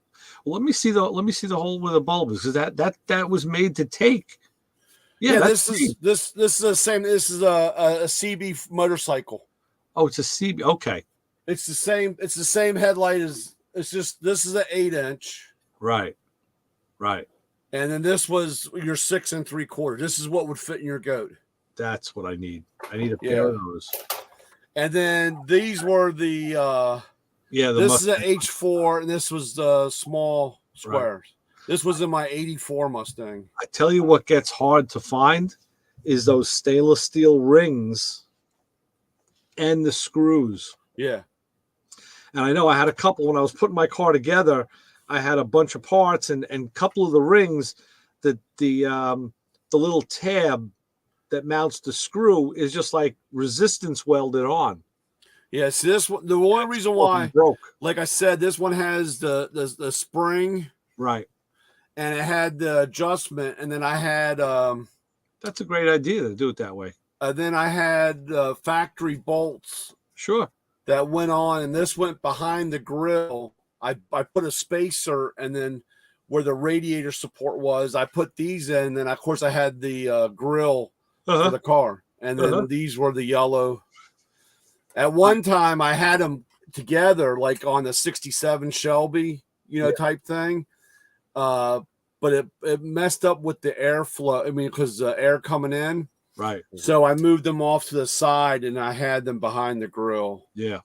And these are, like I said, these are yellow. And I had those, and then I had the big ones. Yeah. Now I do have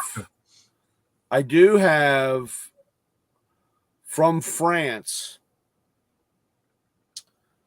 a set of GE 6014 seal beam yellow headlights. Mm-hmm.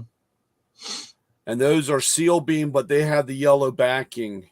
Nice. And I was so afraid of getting them broken, or rocks or whatever. Right. I only put them in every once in a while in the Mustang. Well, you see, now there's a workaround, because last year I made my high beams yellow, but I used that coating that I bought and just squeeged it on. So, but you can, like I said, if you all I gotta do is put H4, like in eBay, put like H4 6 3/4 or whatever lens. It's just that these are motorcycle ones. They're flat. Right.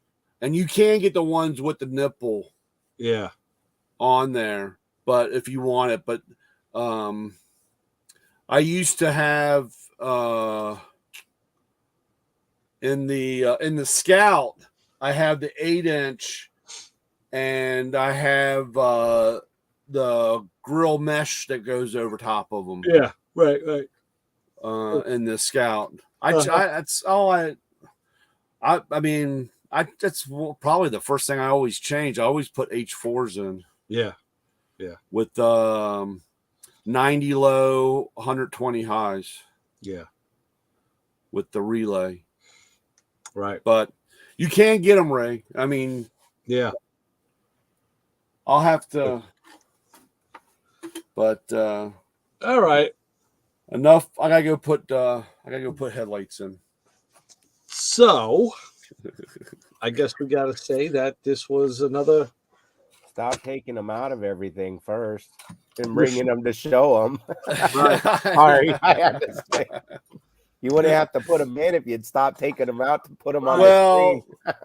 It's funny. It's funny. I think last week, 2 weeks ago, Emma came home and she said she had a brake light out, and I went to my